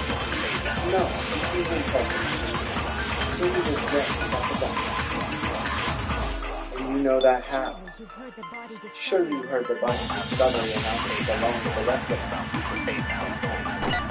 He's the body that was found. And this is why the announcement was made. Are you really so sure about that? Maybe the announcement was someone else's mistake. Oh, I kept trying to hit it. I fucked up. The question is, Joseph this one,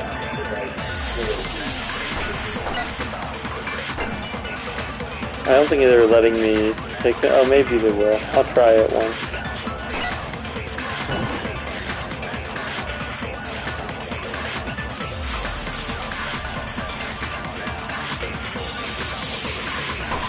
I'm gonna try broken wristwatch and see.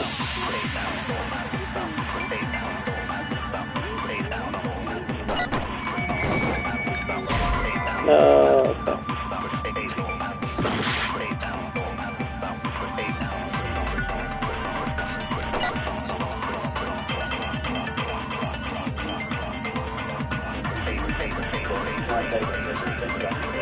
I think it's this one.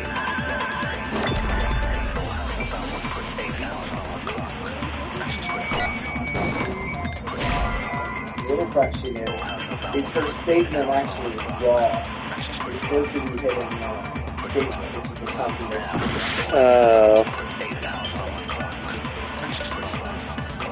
I still think I'm maybe pulling this first.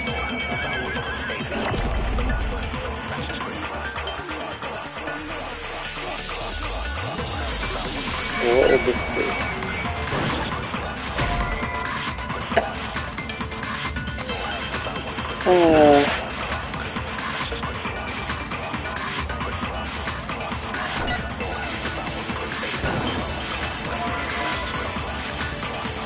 I don't know. What is the cut? I mean... So we have the first one, which is when he was still alive. We have the next one, which is dead body has been found. And then we have someone else's found. Hello? The question of those is which is the contradiction and which is the thing that proves it points out.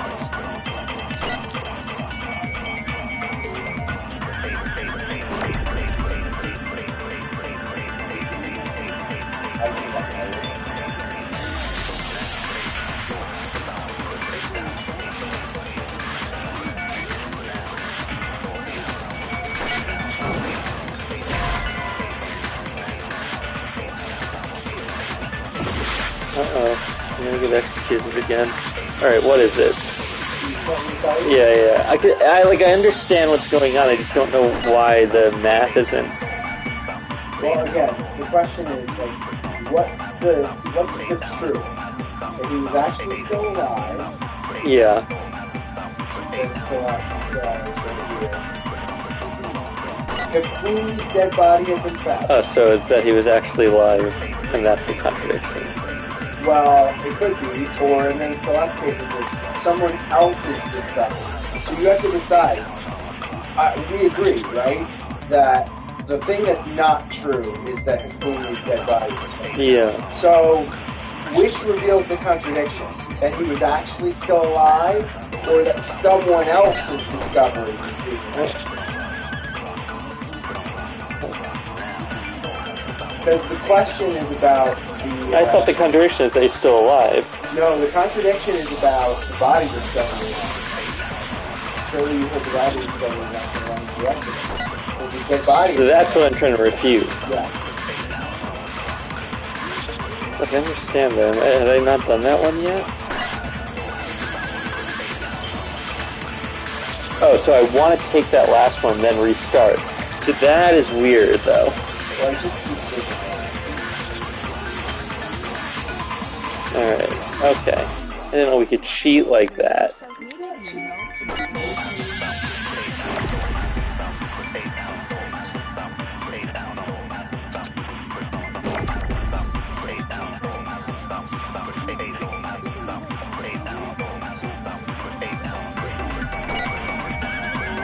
No, whoops, no. No.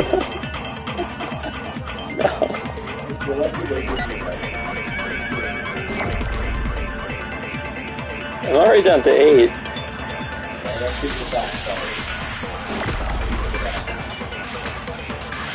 Okay, we're not messing around here.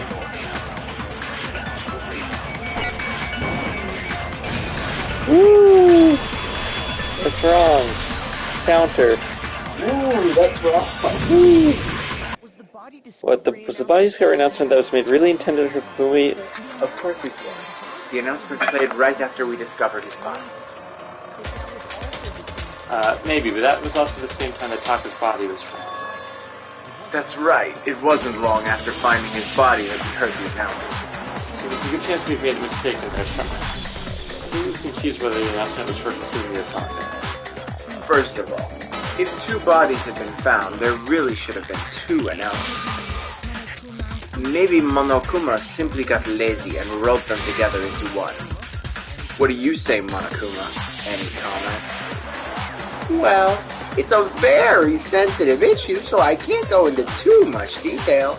But what I can say about the body discovery announcement is that it's only broadcast when 3 or more people find a dead body for the first time.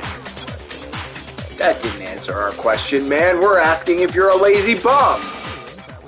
No, actually, that was funny. Huh? He said it's only broadcast when a body is discovered for the first time, which means, even if we find the same body again later, he won't make the announcement again. If that's true, then why was the announcement made again later on? Huh? Later on? Exactly. We had the body discovery announcement twice.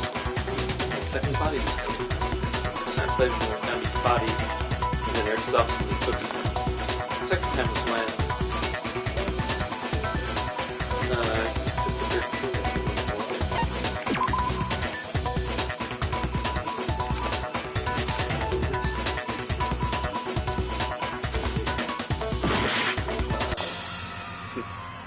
Oh, you lost again. okay.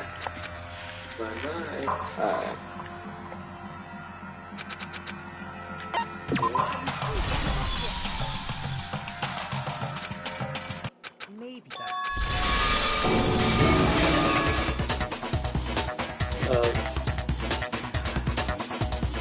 When both bodies were discovered. Got it. And the second time in the past story when we rediscovered the 2 bodies.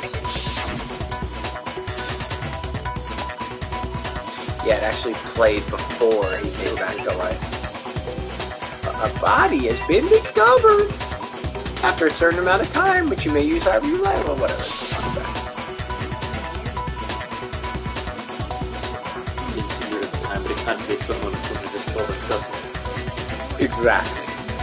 If we were actually rediscovering both bodies, the announcement shouldn't have played. In reality, the two dead bodies were discovered. One of them was actually being discovered for the first time. So, when we found Ifumi the first time in the nurse's office, he wasn't actually dead yet?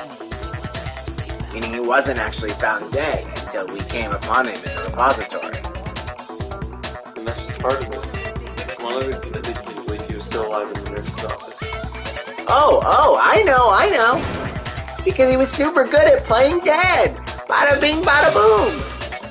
That is the worst logic I have ever heard. But honestly, I do not think there's anything that can prove he was still alive. Okay then, let's take another look at the events surrounding the discovery of his body. Then it should become clear whether he was really alive or not. This whole thing is pointless. The glasses. You gotta read it. Oh, there has to be proof that shows Ifumi was still alive. I have to find it and show it to everyone.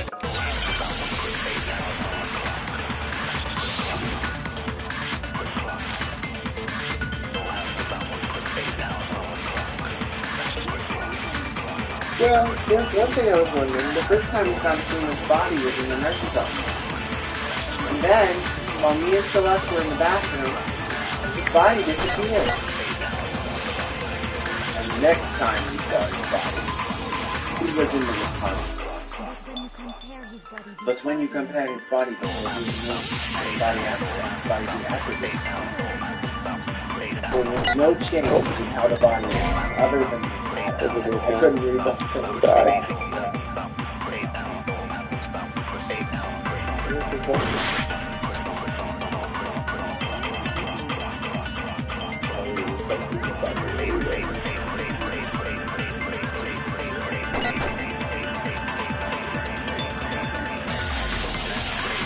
There it is. Other than changing how it's working, there was no way to get that done. Counter. No, that's wrong. In fact, there was one clear difference between Ifumi in the nurse's office and the repository. His glasses. That fact alone proves that he was only playing dead in the beginning. Perhaps you'd like to fill the rest of us in? When we found Ifumi in the nurse's office, his glasses were covered with blood. But when we found him again later in the repository, his face was spotless. I found the item he's wiping clean in the nurse's office trash can. The items I found in the trash can in the nurse's office was...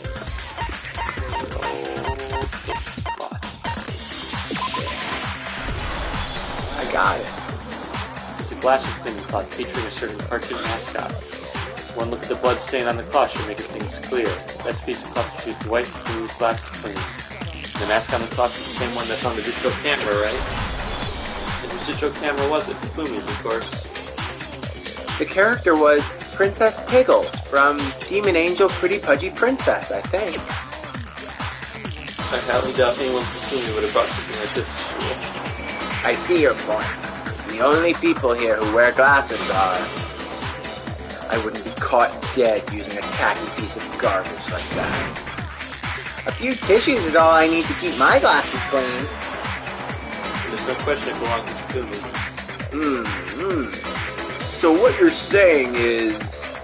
what exactly? What I'm saying is the blood on his glasses was wiped away using his own glasses cleaning cloth. Even if that is true, it doesn't mean he wiped the blood off himself. But who would benefit from a clean pair of glasses other than the glasses owner? That's a good point. Then it must have been him, right? So let's assume Hifumi was still alive in the nurse's office. He pretends to be dead. Then when he's alone, he wipes his glasses clean so he can see. Then he stands up and walks out on his own 2 feet. And with that, the impossible task of moving his copious corpse becomes possible, wouldn't you say? But then, if he was just pretending to be dead, what was with all that blood? Was it paint or something? The fridge in the nurse's office contained packs of blood for emergencies. He probably used one of those. He figured he was gonna play dead, he should go all out, so he just dumped it everywhere. But he got crazy with it and had to wipe his glasses off when he was done. God, what an idiot! And if Hifumi was still alive at that point, the disappearance of Taka's body is easily explained. It should be perfectly obvious who must have moved Taka's corpse.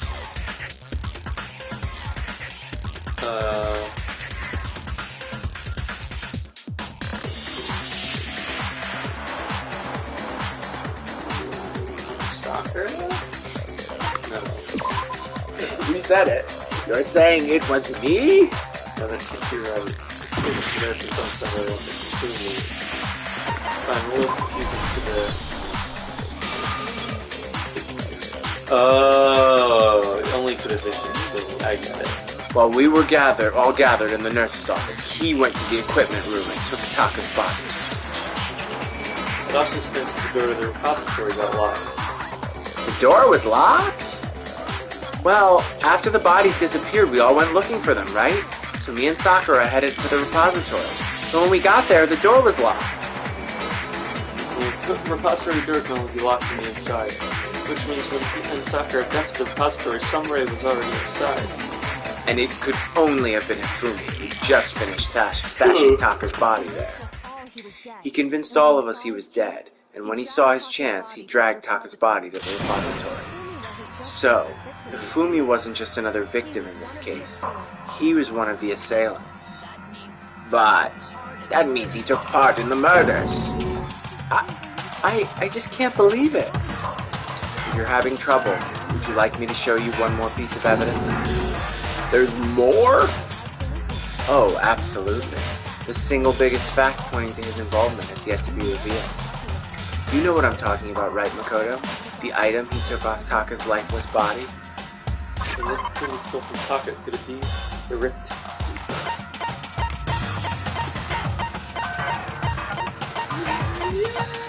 Which one? The note Hifumi had? Yeah. The strap. I think it's right. I'm talking about what Hifumi stole from Taka. He switched. There's no point in identifying what Taka had on. I'm a little slow on the uptake tonight. Looks like it's direction something. You sure did. Okay, yes. And no. Got it. Talking about the note Hifumi had hidden away, aren't you? A hidden note? That's right, we found stuff in his pants. What? In his pants? Yes. His pants. Okay, well, forget about the pants for now. Take a look at what the note says. I found a hole, maybe we can use to escape. I'm looking for something else, don't tell anyone else for now.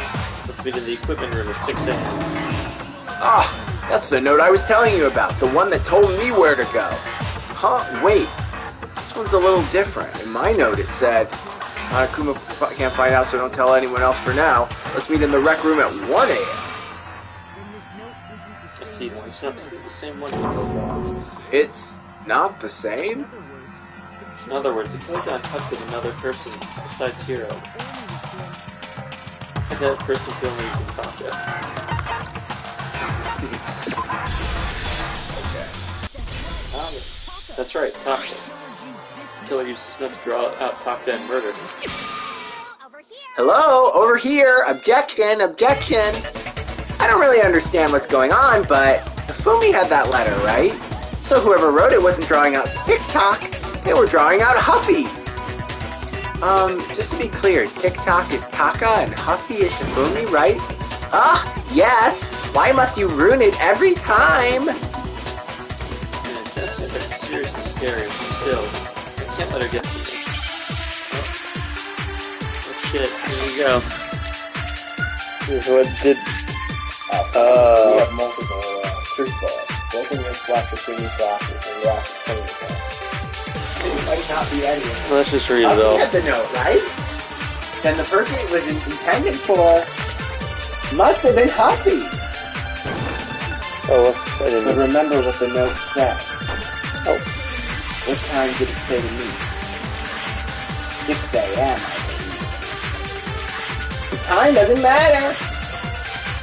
The note had nothing to do with TikTok. wrong.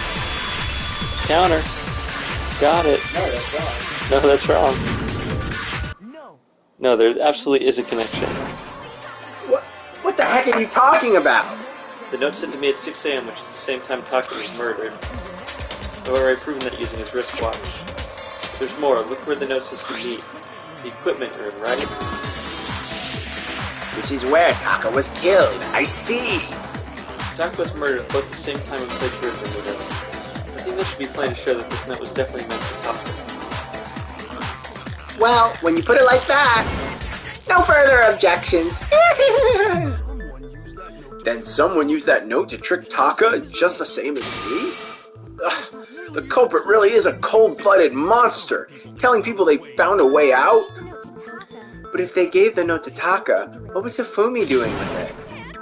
Stuffed down his pants, no less. Most likely, Hifumi stole it off Taka's corpse after he died. Huh? He stole it? Where's your proof? Go ahead, show us. That's from the stolen note from Taka. Okay, this is the rift. Yes. I got it. Got it. When I searched Becker's body and saw that his license manuscript and small scraps of paper.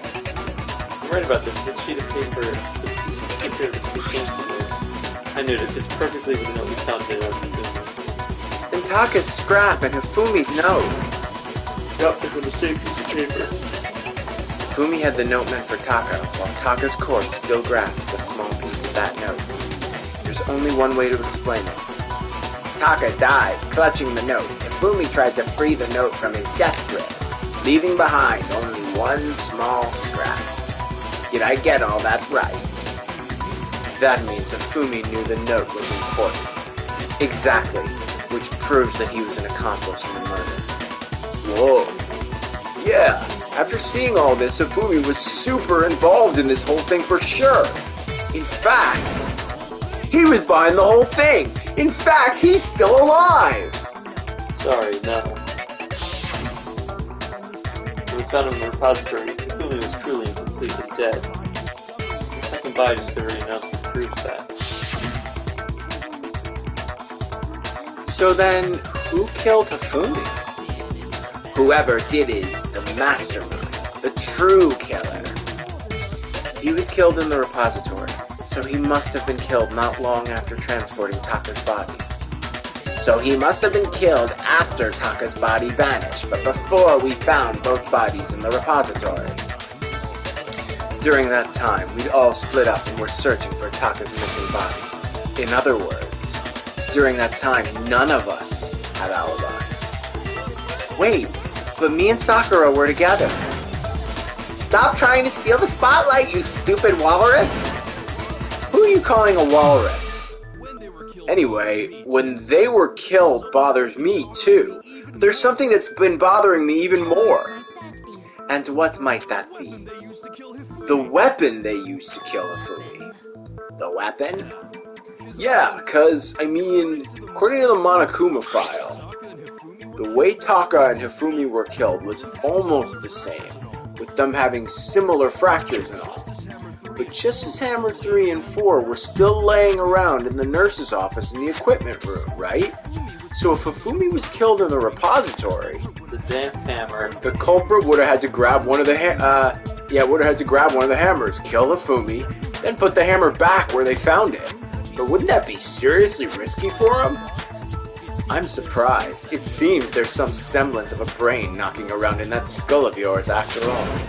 Hell yeah! It's packed in there good and tight! He's right, though. I don't understand it either. The Monokuma file makes it clear they were killed using similar instruments. But if the hammers were already laying around those other rooms... So, the question is, how could the culprit have gotten their hands on either of the hammers? Personally, I haven't a clue. So, which hammer was used to attack Celeste? Number 1 or number 2? They were accounted for in other rooms too. I don't think either one is big enough to kill someone. Is it not possible they used a different weapon? I don't think it is possible. They were both killed with the same kind of thing, right? So then, what was used to kill Hifumi? The weapon that was actually used to kill Hifumi. The whole picture surrounding the case won't become clear until we figure that out. Somehow I have to find the truth.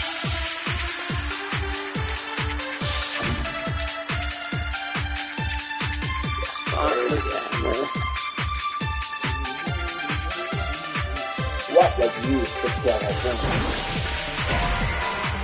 woman? Remember, you're going for the contradiction. If it's true, you don't want to shoot it. So, what was used to kill that woman? Was it Justice Hammer number 3? Maybe Justice Hammer number 4? Well, whatever it was, there's one thing you have to figure out. How was the culprit able to move around so freely with the weapon? How did nobody witness him carrying it? Seems like Justice Hammer number 5 is about to make an appearance. Check out murdergear.com, hammering for more info. Well, one thing seems pretty clear. Murder weapon had to be one of the Justice Hammers. No, Counter, no. No. Break. The murder weapon wasn't Justice Hammer at all. No, it was something completely different. But, seriously? A different weapon? Specifically, a hammer from the repository. The killer could have easily used it to kill Fumi. Now that all the hammers in the repository were covered in crusted grit and debris, but for some reason one of them had been scrubbed clean. Huh? And the reason it had been scrubbed clean was most likely because it was used to commit murder. The hammer got covered in Fumi's blood, of course, so they had to clean it off. I'd like to point out that the repository has all kinds of hammers, big ones and small ones. And even some flat mallet-like ones. Whoever made the Justice Hammers used those as the basis for the design. If that's true, that would explain the Monokuma file's note about the wounds being similar. So, if Fumi moved Taka's body to the repository where someone then used the hammer to kill him, whoever did that is the true killer, the one Fumi was working with, and the one who betrayed him. Hold on a moment. I still think it's strange to assume someone was working together with him. The way the graduation rule works, there is no benefit to helping someone else carry out the murder. So the idea that anyone would work together like that is simply ludicrous. We talked about this, did we not? There would be any reason for anyone to work together, but at least that's what we thought at first, but...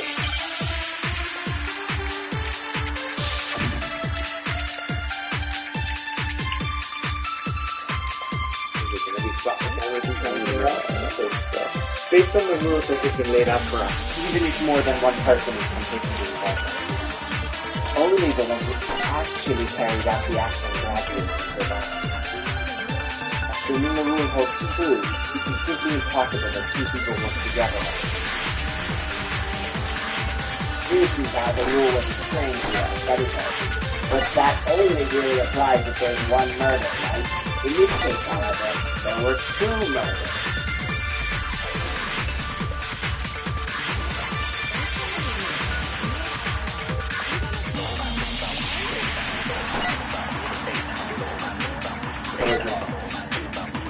Is it impossible to keep them together?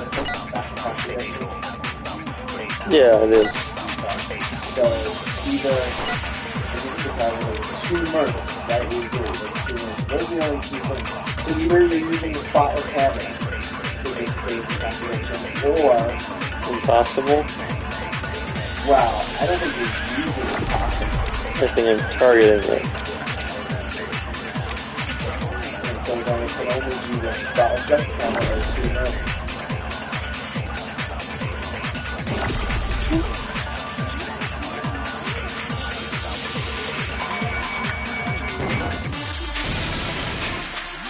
No, that's wrong. No, that's wrong. No. Break. You gotta say it like you're a main character. Since there were two murders, it's at least plausible that more than one person was involved. What do you mean? If there had only been one murder, then yes, the idea of an accomplice isn't really worth considering. Naturally, if only one person can be saved per murder, an accomplice has no risk versus reward benefit. Risk versus reward benefit. The payoff for working together, the reward that balances out the risk of taking part in the scheme. There's no point in being someone's accomplice if there's no benefit to you. However, if there were some potential mutual reward for the risk, and cooperation becomes possible. You're saying that two people could act as each other's accomplices to commit two separate murders? I think that's what the true killer told Hifumi. They would each have an accomplice for their crime.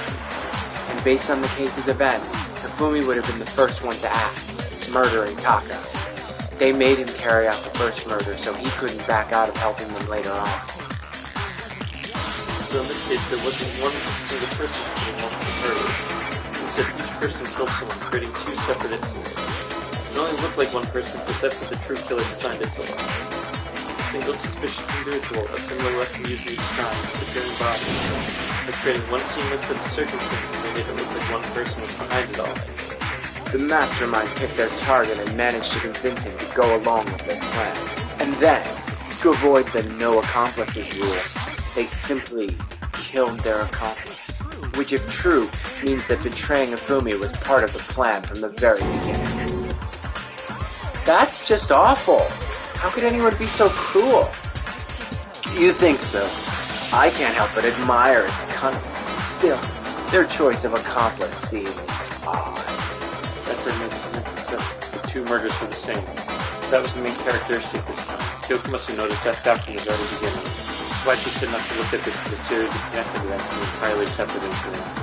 Kyoko really is amazing, although, when you think about it, she's almost too amazing. Like, it's almost unnatural how good she is at this. I understand how an accomplice could be involved, but then who was the one pulling Hifumi's strings?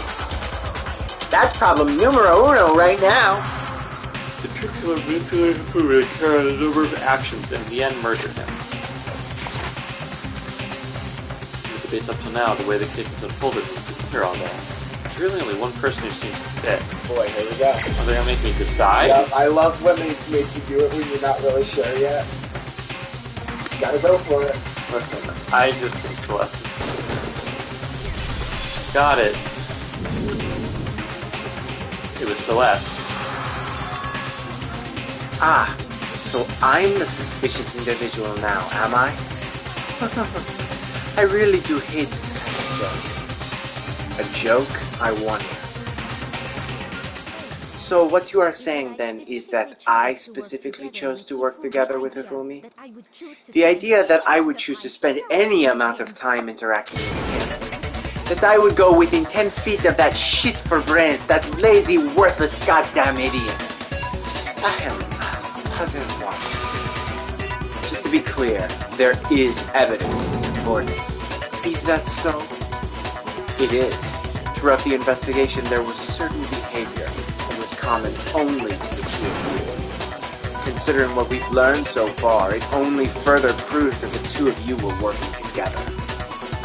What is that only Hifumi's less than in common? Something. Got it. Behavior they had in common was to do with a suspicious individual in the suit, doesn't it? The only ones who ever actually saw Robo Justice firsthand were Celeste and Hifumi. The adults are talking now. Shush. The adults are talking now. Sorry. As he said, only Celeste and Hifumi ever laid eyes on the costumed individual. If we accept that Hifumi was one of the culprits, we can't help but suspect what Celeste has said as well. Are you saying everything they told us was a lie? After taking Hifumi to the nurse's office, we all began our search for this individual, correct? And not too long after that, do you remember what Celeste said?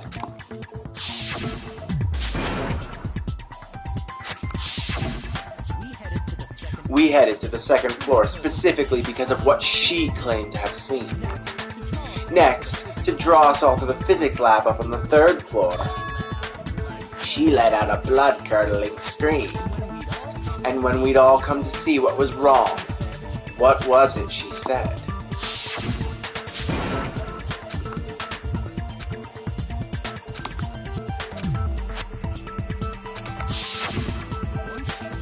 Once she'd done her job of getting us all up to the physics lab, it was time for her partner to get to work.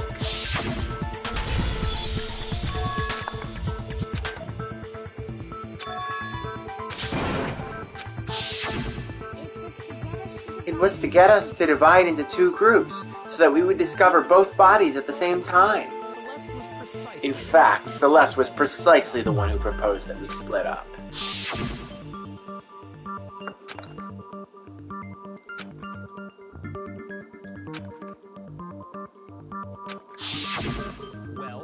Well, if Celeste and Hifumi were working together, all those chance events suddenly become connected. And on top of that, the piercing cry of yours early on. That was to signal Hifumi, wasn't it? It was your way of telling him, we're on the 3rd floor, everything's going according to plan. Why else would you let out a scream that could have carried across the sea? There was another strange thing. We found Hifumi in the nurse's office, who we now know was only just pretending to be dead. I certainly was not suspecting that.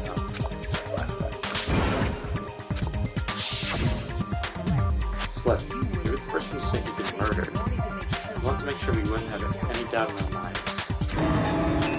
I don't believe it. Everything. The whole thing was one big act? You were with Celeste when Hifumi's body disappeared, right?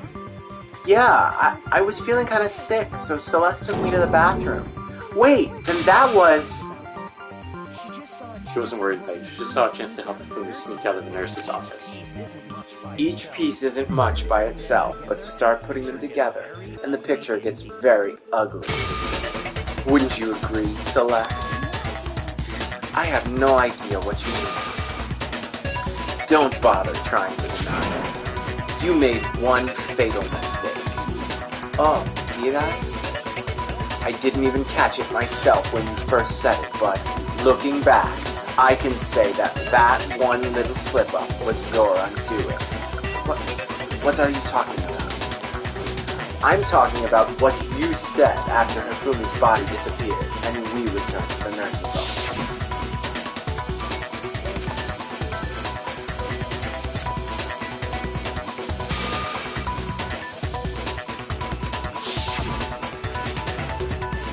I remember us saying that too, but I don't understand what's so strange about it. Then pay attention, Sakura, Toko, and I were the first to discover Taka's body in the equipment room. Then Makoto showed up and told us Hifumi had been killed, so Sakura and I left with Makoto. Once we were in the hall, we ran into Celeste, and the 4 of us headed to the nurse's office. Now, the entire time we were together, none of us said anything about Taka being dead. Think about it. Celeste's comment doesn't make sense. It was completely out of place. Yeah, I see what you're talking about, although I don't really get what it means. You hear that, Celeste? Everyone's having some trouble understanding. Could you repeat what you said? If you're really not the culprit, you shouldn't have any problem repeating it, right? Obviously, this less common doesn't make sense. What if he lives? Celeste didn't know Papa was dead.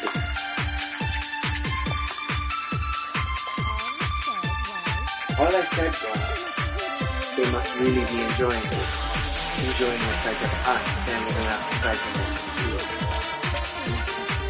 We must be positively elated. We are all going to die here. We're going to die like tourists die. There's something else.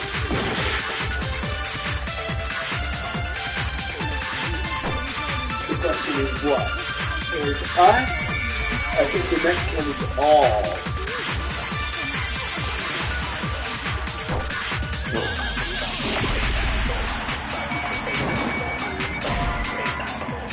There might be another one though. One more one.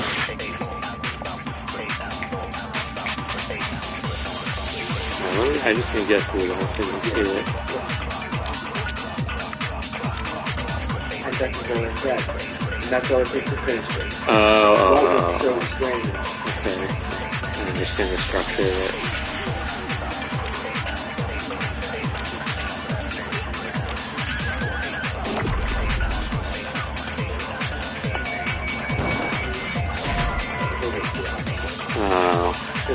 What's the contradiction? Yeah. Let's see. Little penguin.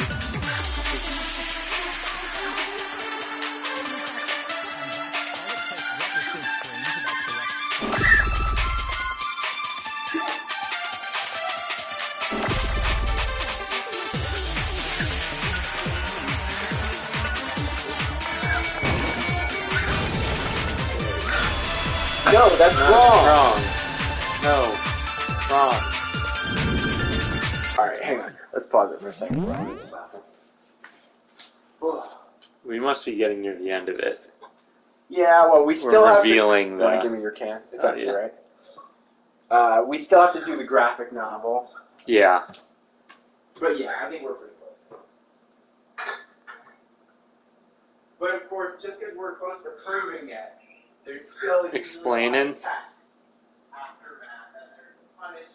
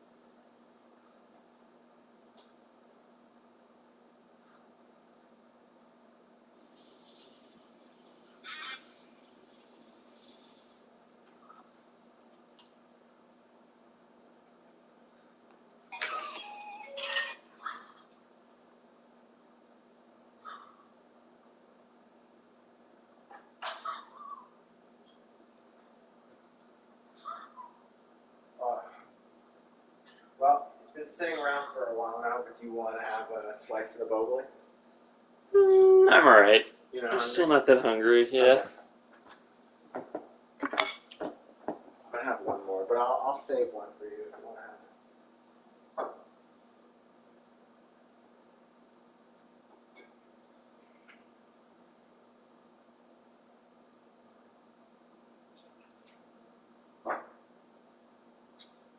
it. Okay. Ready? Yes, do it. No reason, so I should have said. That's right, there's no reason Celeste should have said just like those guys died. Said that none of us had told her Taka was dead. Exactly, we didn't. And we didn't run into her until after we were all out in the hall. There was never any chance for her to have seen his body in the equipment for herself. How did you know, Celeste? How did you know more than one person had been killed, and how did you know they were both guys? Because Kyoko had also disappeared, right? So she could have been dead too. You all have such vivid imaginations, you know that?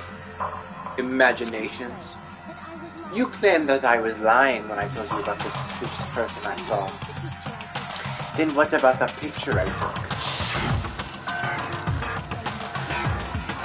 How do you explain this picture of the costumed villain dragging Hafumi away?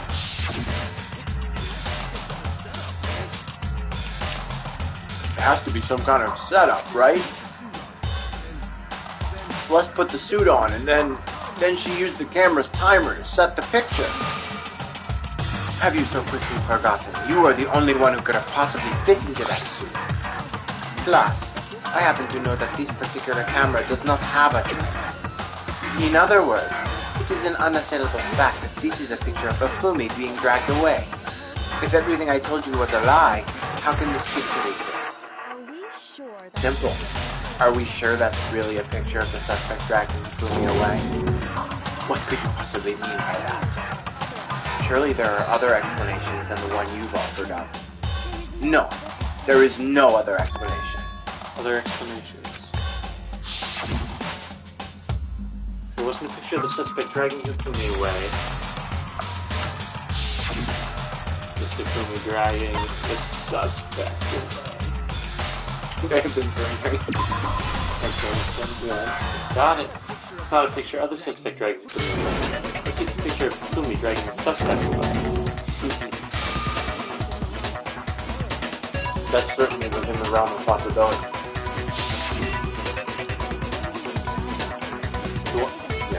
Why don't you just read it for me? The one being dragged on that picture is Hifumi, crossing the robot scene. We simply can let them believe that's the other way around. Big, I should be having music more voices. And the strange costume alone exists to lead us astray even farther. We saw someone wearing something like that in a situation that puts another to be suspicious. I got it.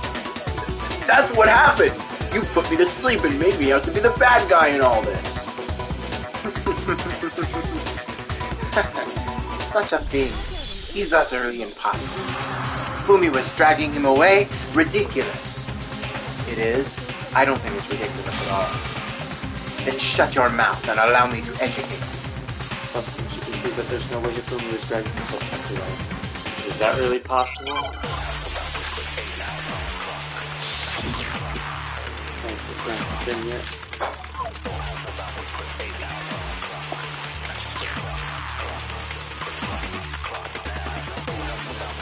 You dressed me up in that suit after I passed out.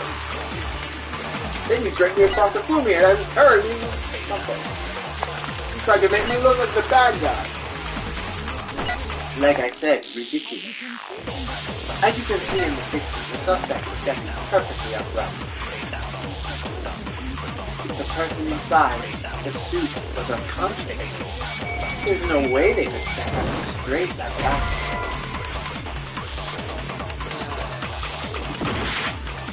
What are your true thoughts again? Or we just blueprints row.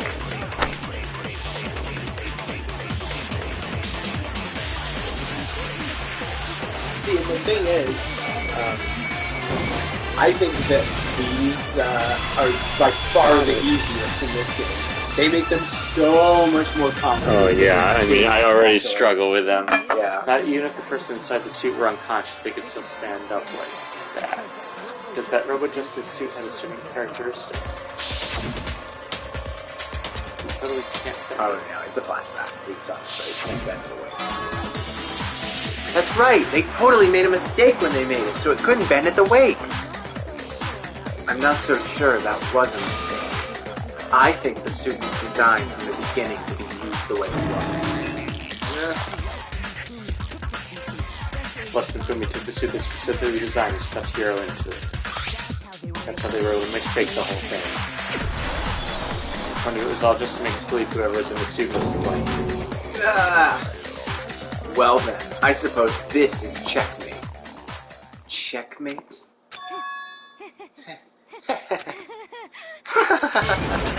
Don't make me laugh, you idiot!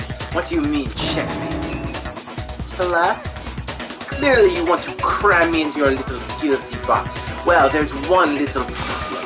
Have you already forgotten what Hifumi told us as he lay dying?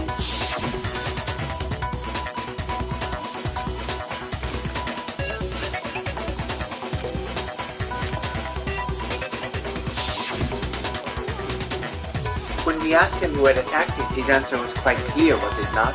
He said, and I quote, Yasuhiro. In other words, Yasuhiro Hagakure. Wait, but my name isn't really Yasuhiro, it's actually Taro. Your confusing statements don't make any sense. You're only making things more complicated. He did say Yasuhiro, but are we sure he was really pointing the finger at Hiro? What the hell are you talking about? I'll burn you alive! Yoko, what do you mean by that? Think back to how Hifumi used to talk to us. How did he refer to each of us?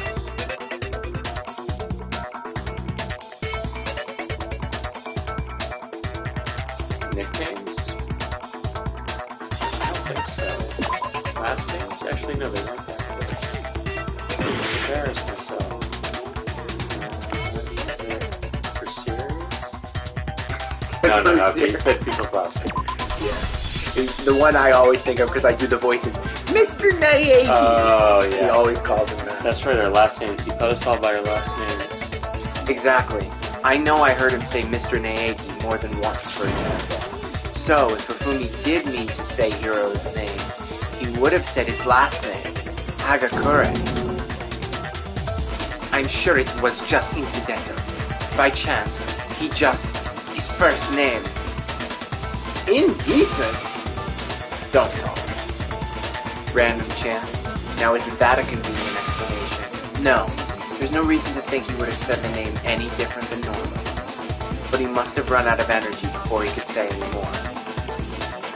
So Fumi's trying to tell us the last name for the film. But the name he said doesn't apply to anyone here. Oh no, hold on, there's one person who could apply to it. That's Celeste. She never actually told us what her real name is. What did you say? To think you take your false accusations so far, I don't know whether to laugh or spit. Come on, enough with your idiotic blather. Yasuhiro is a loser's name. Do I look like a loser to you? Well, do I? What? I think I've earned the right to be a little on edge. Listen, it's your real name. Fine. Make sure your ear holes are wide open and listen up. My real name is Celestia Ludenberg. Could you please stop making me repeat myself over and over again? Celestia won't give up, so then I just need to make her accept it.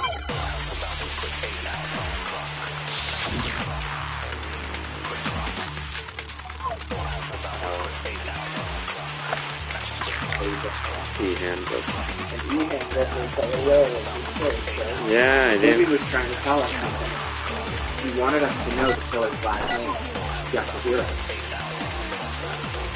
If there's one person here who might have that last name, it would have to be you, Celeste. You haven't told anyone your real name. How many times do I have to tell you? My name is Seven. How long do you plan? I am not pretending. It's the truth. And since you have no way to contradict Oh, no, I wanted to shoot. Oh, that's the only truth there is, moron. It's okay. You should expect to have to Part of my issue with it is I get impatient and I fucking up.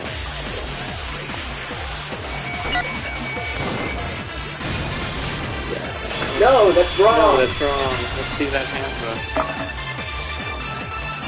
A lot of cases come down to the handbook. In That's fact, I think the handbook. I think. Well, not the first one. No, the second one did. Sorry. Oh. Skipping.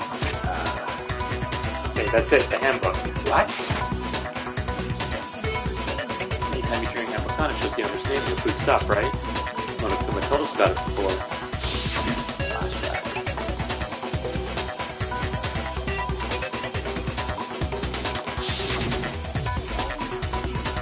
So all we do is check your handbook and that'll clear up everything. So we can find out Celeste's real name. That's an invasion of privacy. I refuse to cooperate. What? Please just tell us what really happened. Please just tell us. Even when I'm put in check, it's just my nature not to give up. Because until the game's over, you never know what might happen. Fine then, let me settle it. Let me get to go over the case again from the beginning and shed light on all your crimes. Now bring everything you know. Graphic novel time.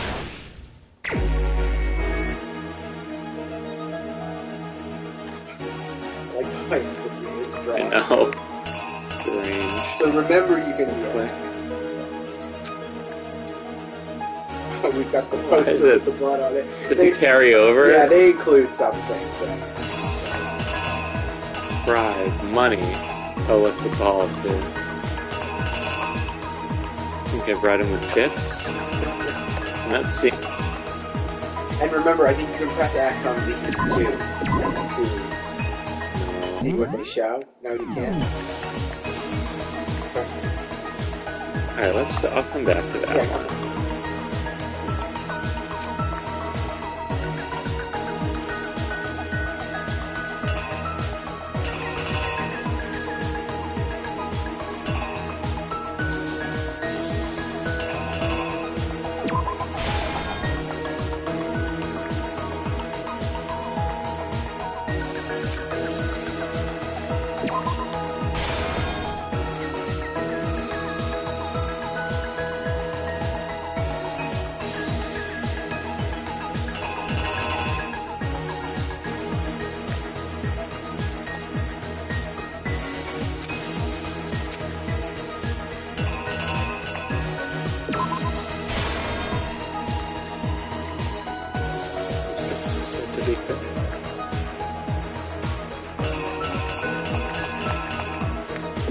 These people are idiots for being like, oh no, that's supposed to be sick. For being like, I didn't tell you how to get out. It is 6, it's just on an angle. Oh, I see. Oh, weird, yeah. But I guess it's like Hero said. You're so desperate, and even if you know it's probably not true, you get to figure out whatever your angle is.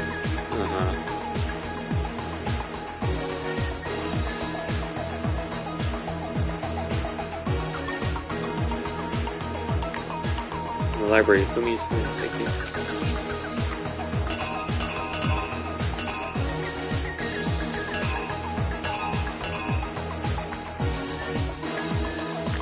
It was Justice Hammer 2, right?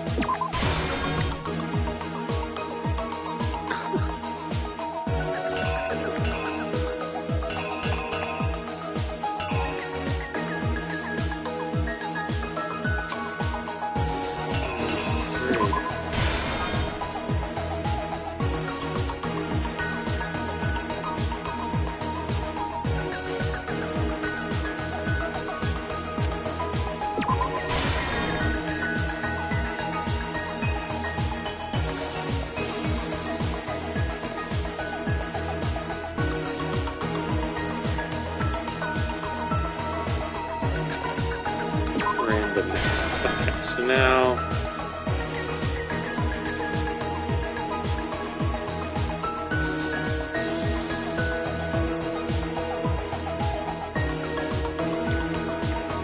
what did he bribe with? That doesn't make sense. The chips? I honestly don't.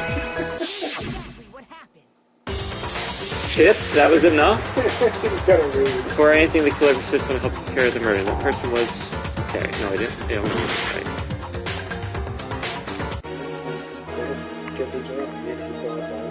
Oh, it's Hifumi. Is that what she's asking who she used?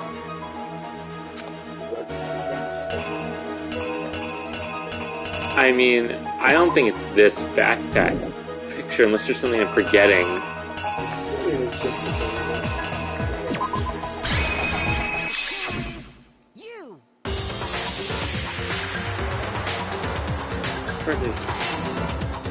Oh, that's weird. That's like the hint wasn't really right.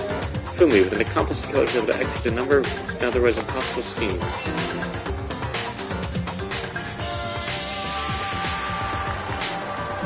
First, they convinced someone to meet them in the rec room last night at 1 in the morning.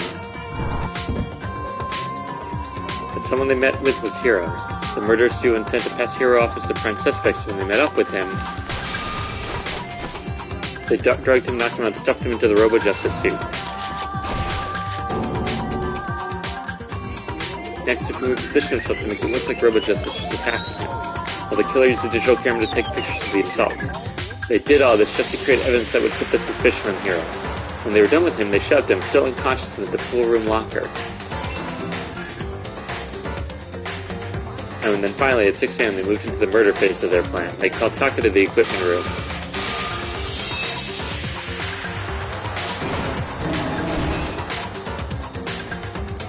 And that's where Hifumi killed them, making it the scene of the first murder. The murder weapon was Justice Hammer 4, which was left there in the equipment room. The reason Hammer number 4 was used was to create confusion about the order of the crimes. So next they falsified 2 more assault incidents. For these attacks, the killers pretended to be the victims to solidify Robo-Justice as the suspect.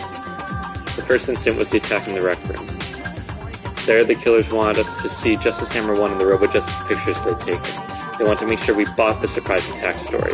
The second fake incident was the attack in the library. This time they planted Justice Hammer 2 and injured Hifumi to tell us that story. For these 2 incidents, the killers were able to create a certain preconception in our minds that the suspect was increasing the size of the hammers and attacking people in order as they did. We fell right into their trap and started looking for the suspect based on that. But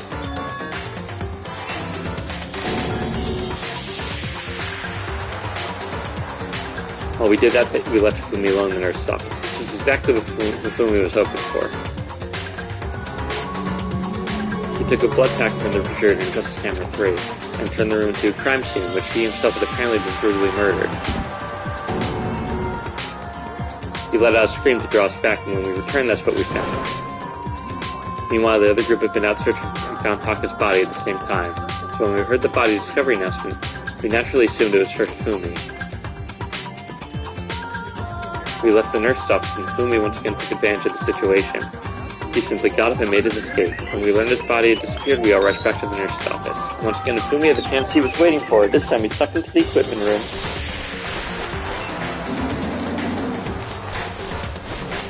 He wrapped Taka's body in the tarp and used the dolly to move it all the way down to the repository. That explains how each of the bodies disappeared. But even Fumi didn't know what the true killer had in mind for their final act. Their plan all along was to kill Fumi and get rid of the one person who could betray them, and they did it using an extraordinary everyday hammer from the repository. That should cover up everything that happened in this case, and the villain behind it all is...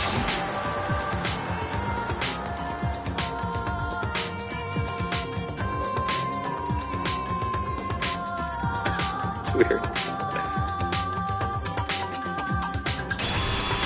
That's the first time they've done that. Well, they've always done this kind of Celeste, sorry you lose. Wait,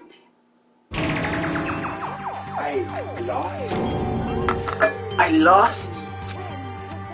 When was the last time I was forced to utter such words? They hang heavy around my neck. then you admit it, you're the killer.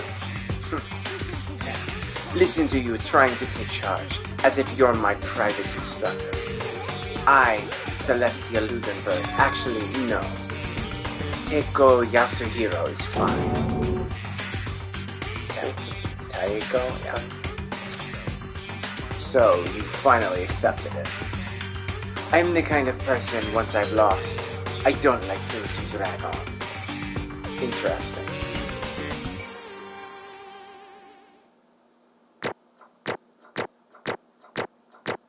Took a couple L's in that one. Yeah. Okay. You somehow got an A overall. though. Okay, Monokuma. Okay, Monokuma. I'm ready to begin. No.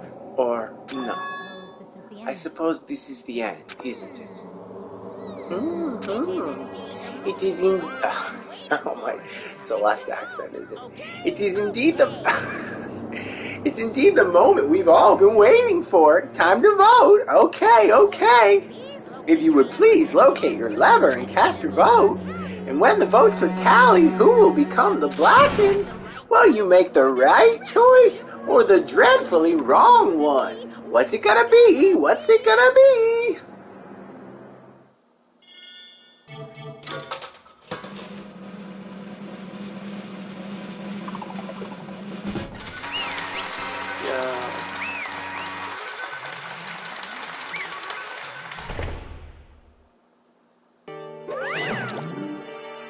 It's basically a formality at this point, but once again, you're totally correct. The blackened this time, the true killer who devised the whole stinking scheme was Celestia Ludenberg, or more precisely, Taiko Yasuhiro. I lost. Well, that sucks. I guess trying to work with someone else was a mistake after all. Fumi's ineptitudes was beyond all my calculations. So you really did approach Hifumi with this plan? But how did you get him to agree? I can't imagine he would have happily agreed to commit murder. I'm sure she relied on her specialty, lying. My specialty, don't make me laugh. I didn't have to lie to get him to agree. Then, did you use, I knew you'd figure it out, Kyoko. You're absolutely right. To get Hifumi to act as my accomplice, I used her. Uh-oh. For everyone who's still left, I'll avoid mentioning it by name, but it was the one thing Fumi and Taka were both super into. Especially talking about alter ego. What? What are you talking about? Don't interrupt. We're in the middle of an important conversation here.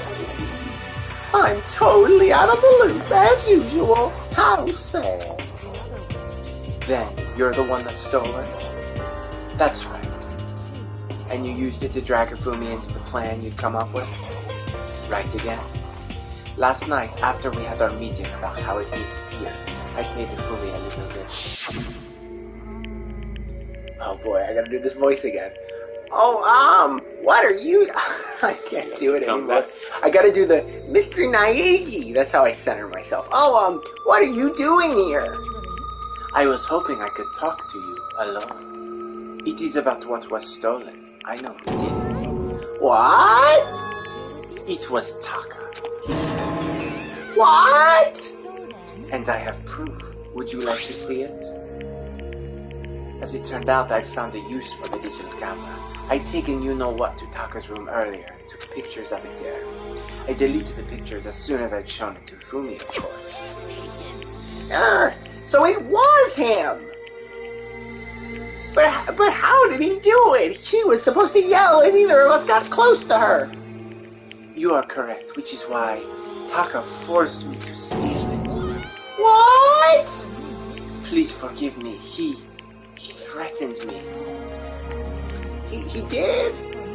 He came to my room last night unannounced, and then, it is hard for me to even say, he abused me. What? And he took pictures. He said if I did not do as he asked, he would show them to everyone. So I had no choice. That's a crime! An absolute crime! I knew he got a little crazy, but I never imagined he would go that far! It was amazing how completely he bought it. I can't express how enjoyable that was. I'm about to say something I've never said before in my life.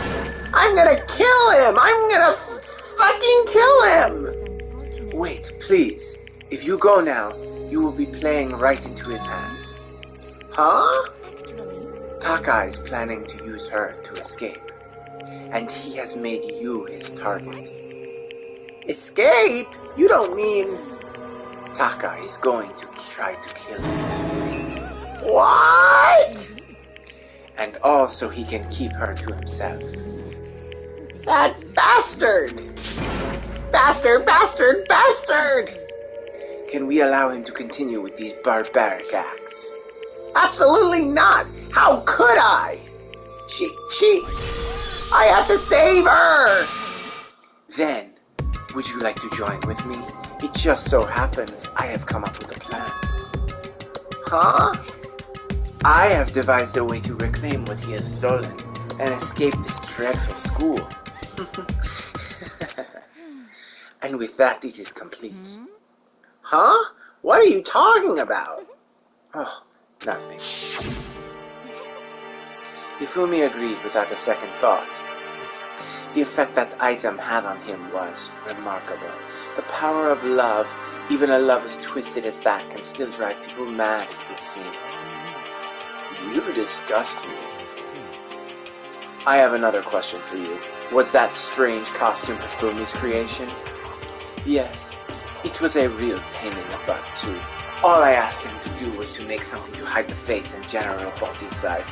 I had no idea he'd make something like that. But it's my fault for picking him in the first place. Yeah, that was kind of suspicious from the beginning. So, why'd you decide to make me the suspect? Because you're stupid. That's it? And in that regard, I made the right choice. I'm so glad your stupidity surpassed my every expectation. Life must have been tough on your parents, though. I feel like I could cry.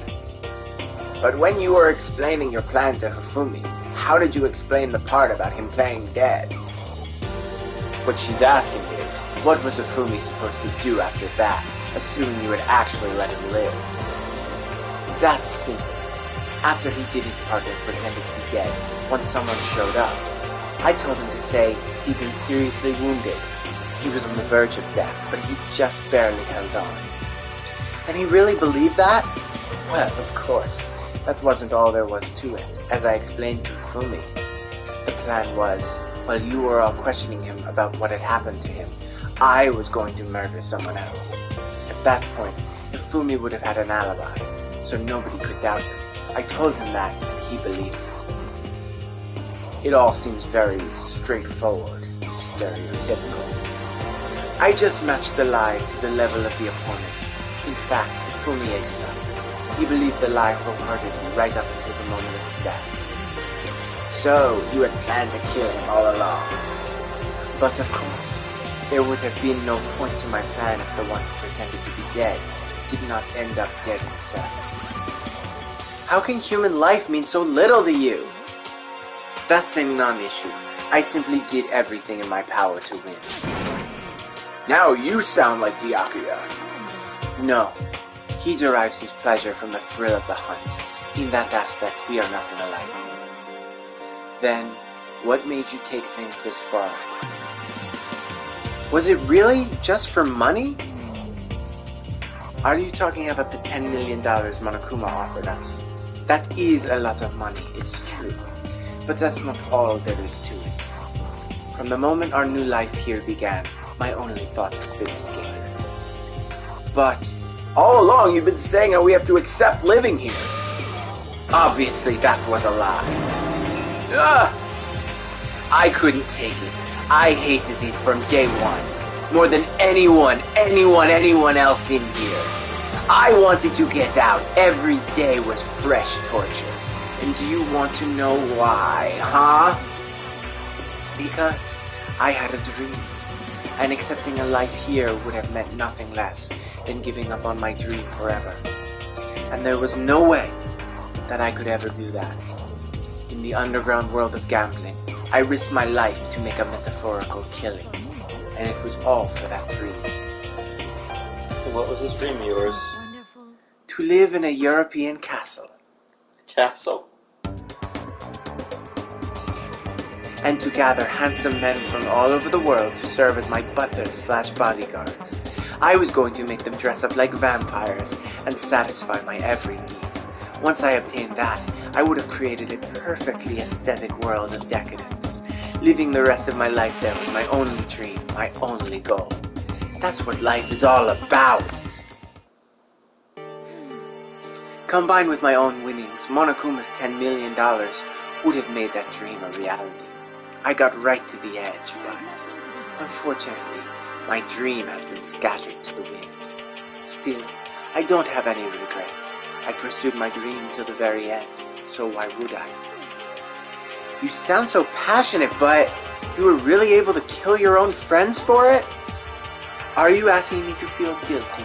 That's a pointless endeavor. I think nothing of sacrificing others for my own ends. I feel nothing. That's all there is to me. That's what makes me complete. Isn't it terrifying how different our values are? There's simply no room for understanding. That's what we should be saying. And plus, how can you be so calm? Don't you realize you're about to die? Why aren't you scared? My ability to lie is unrivaled, and I take pride in that. It's not just other people. I can even fool my own emotions. The conscious deceives the unconscious. And that's why you're not scared? That's right. I don't fear death. Kill me however you like. But you know, if I could be reincarnated, if I had a choice then, I think I would like to come back as Marie Antoinette.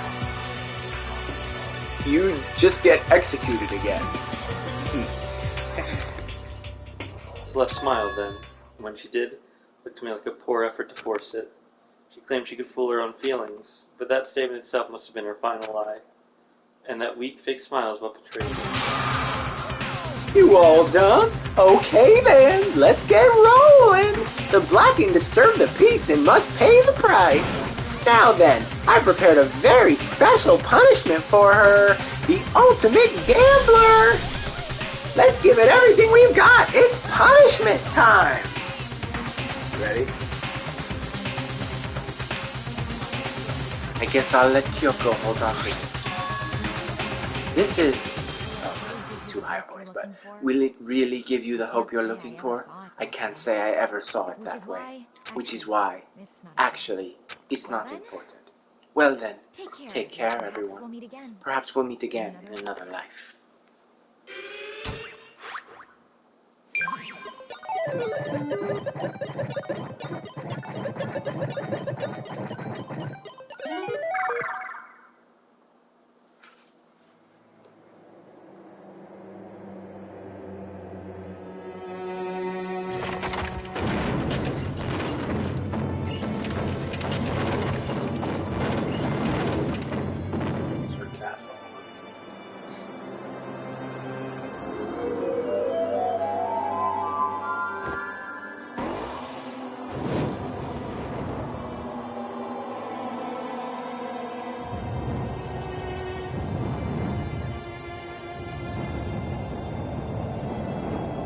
Brutal.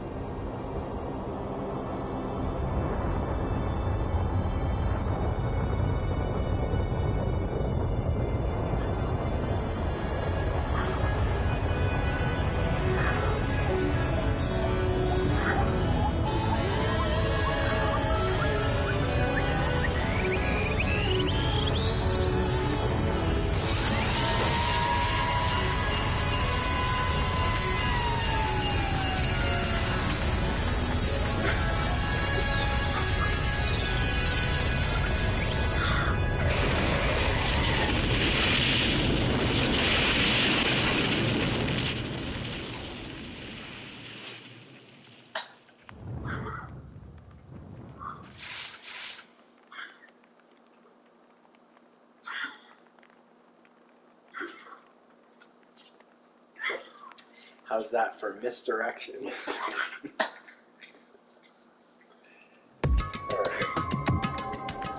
Alright. It's over. The third execution is over. Celeste's death is over. Celeste killed my friend, so I can't pity her for that. I also can't deny that I won't consider her a friend, too. For him to just come along and... Isn't it just awful? Someone could have cut free of their regrets from the outside world, and so more people had to die. You guys are still young. You need to place more value on your lives. Jeez, and here I thought you guys were gonna pass the torch of hope to the next generation. What do I care about hope? I'll throw it in the trash if you just let me out of here. You're all the embodiment of hope, whether you like it or not. It's my destiny to knock you down one by one. It's sad, yes it is, but that reality just can't be avoided. Talk like you're not responsible. How long are you gonna make us keep going through this? What do you want from us? God, I'm so sick of people asking me that. Give it a rest already. So anyway, Kyoko, did I see you get some kind of key-type object from Celeste? So, what's the deal with that? Huh? What's the matter? I'll answer your question if you answer mine. What did you do? What did you do to me? What? Answer me. What did you do to my body? Oh man, oh geez, what do you mean? What did I do? I have no idea. I don't know anything about it. What was that just mean? The mastermind did something to Kyoko's body? What does that mean? Okay, things are getting kinda awkward. I think it's about time I get out of here. Meanwhile, you guys can go on enjoying your school life. If you get lonely, give me a shout. Not that I'll do anything about it, of course. See ya! Monokuma disappeared, leaving us all depressed and in despair. Although it wasn't all despair, there was one small hope. Hey Kyoko, Monokuma already mentioned it, but what's that key that Celeste gave you? Most likely, it's the key to one of the dressing room lockers. What? Then that means Celeste probably hid it there. I suppose sometimes it's easiest to miss what's right beneath your nose. Well then, we'd better go check. Good idea. Okay. Probably. I think we're right at the end of the chapter. We left the courtroom We should just finish and rushed to the dressing room. Yeah. As we approached the dressing room, Kyoko looked back at us and said, I'm going to go on alone from here. Everyone else head to the dining hall. I'll check in with you later. Why exactly are you going alone? Do you even have to ask? That's not what I mean. Why you? There's still a risk of a spy, you know. Then I'll go too. You. Please let me go. Standing here arguing is just going to draw more attention to us. Do whatever you want. Thank you, Gyakio. Then it's up to you now. I'm gonna go to the dining hall, okay? Huh? So Makoto and Kyoko are gonna go together? Does this mean what I think it means? Good luck, Makoto. Girls like her are total pushovers when you show a little backbone. I did forget what you just said. Everyone headed to the dining hall, leaving me and Kyoko there alone. Well, shall we? Yeah. We need to get into that locker. Kyoko took the key Celeste had given her and unlocked the locker. The locker smiled most and we saw. Good morning. I can't do it anymore. It's been a while, hasn't it? It's safe. Thank goodness. Never heard Kyoko sound so relieved. It was like she was speaking from the bottom of her heart. I did just what Celeste asked. I didn't say a word. I stayed quiet the entire time. Oh, and I think I might be able to open the last set of files soon. Maybe as early as tomorrow. I'm doing my best, so please wait just a while longer. So now we can officially say the case is closed. As far as this incident is concerned, sure, but Can we take a second since we have this opportunity? I want you to be honest with me. Kyoko, please tell me, what are you trying to do all on your own here at the school? Is that why you wanted to come here with me? Regardless, that's not something you need to know. I don't need to know. That just makes me even more worried. Worried? Like what happened during the investigation this time? You disappeared and we didn't see you. Without warning, without explanation. When you do that... It's only natural that they think I'm the mastermind spy, right? And you too. No. I believe in you. You believe in me? Isn't it obvious people believe in their friends, right? That's why I want you to tell me. I want you to believe in me too. Because we're friends. I understand. Then, maybe I can believe in you. Just a little bit more. Then... Fine, I'll tell you. I'll tell you why I've been disappearing and where I've been going. You see... What I heard from Kyoko then was, well, frankly, it kind of blew my mind. Right after I told Kyoko I believed in her, she told me a story that was, well, almost unbelievable. I decided to confirm what she told me with my own two eyes, so I waited for nighttime to come. And when it did, I went into action. Alright, let's stop there. That's a better place to an actual cliffhanger now? Yeah. No, I don't know. I don't know how much. I don't think the scene's that much longer. Do you want to do it? Okay. The boys' bathroom on the second floor doesn't have a surveillance camera or monitor in it.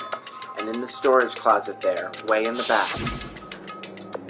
So it was way in the back of the boys' bathroom storage closet, but Kyoko really be right about this.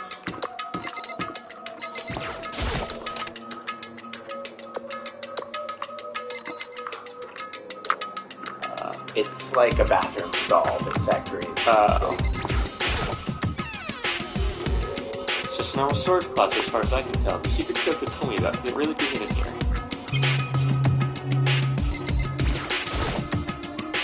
She said it was way in the back of the storage closet. But I mean, seriously? Without thinking, I placed my hand on the back of the storage closet. And suddenly, as if I were being yanked in, ka-shunk. At the same time as I heard that sound, I fell through the wall. I had no idea what was going on. I had fallen through the back of the storage closet. Huh?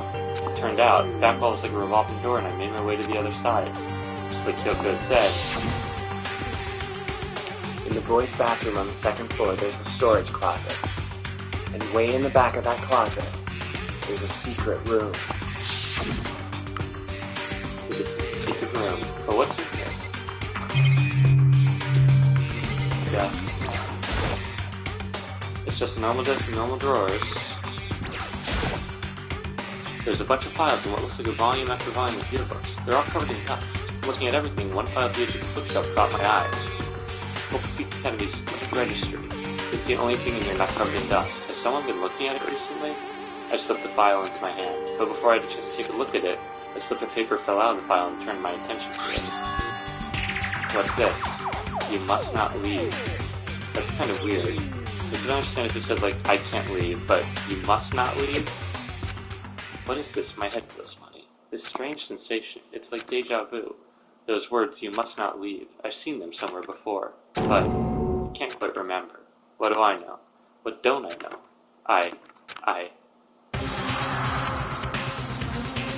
Oh? A strange sound rang through my head. I felt like I was shaking my brain back and forth, and then darkness. I don't understand what's happening. I don't know what started it. It's all over. And with that, I opened my eyes. I don't know how long it had been. Ugh. Ow. Apparently something hit me and I lost consciousness. That's all I understood. The dull throbbing pain in my head proved that much at least.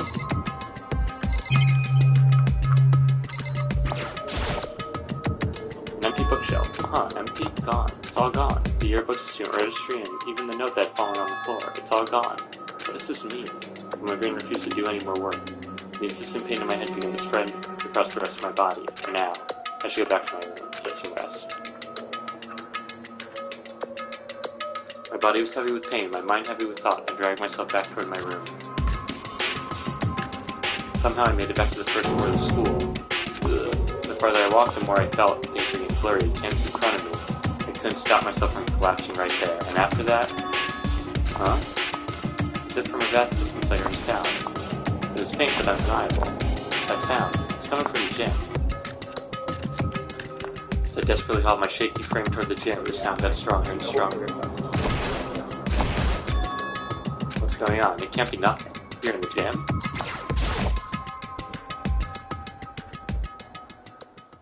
I didn't make a sound as I opened the door to the gym. The sounds coming from inside me will only intensify that much more.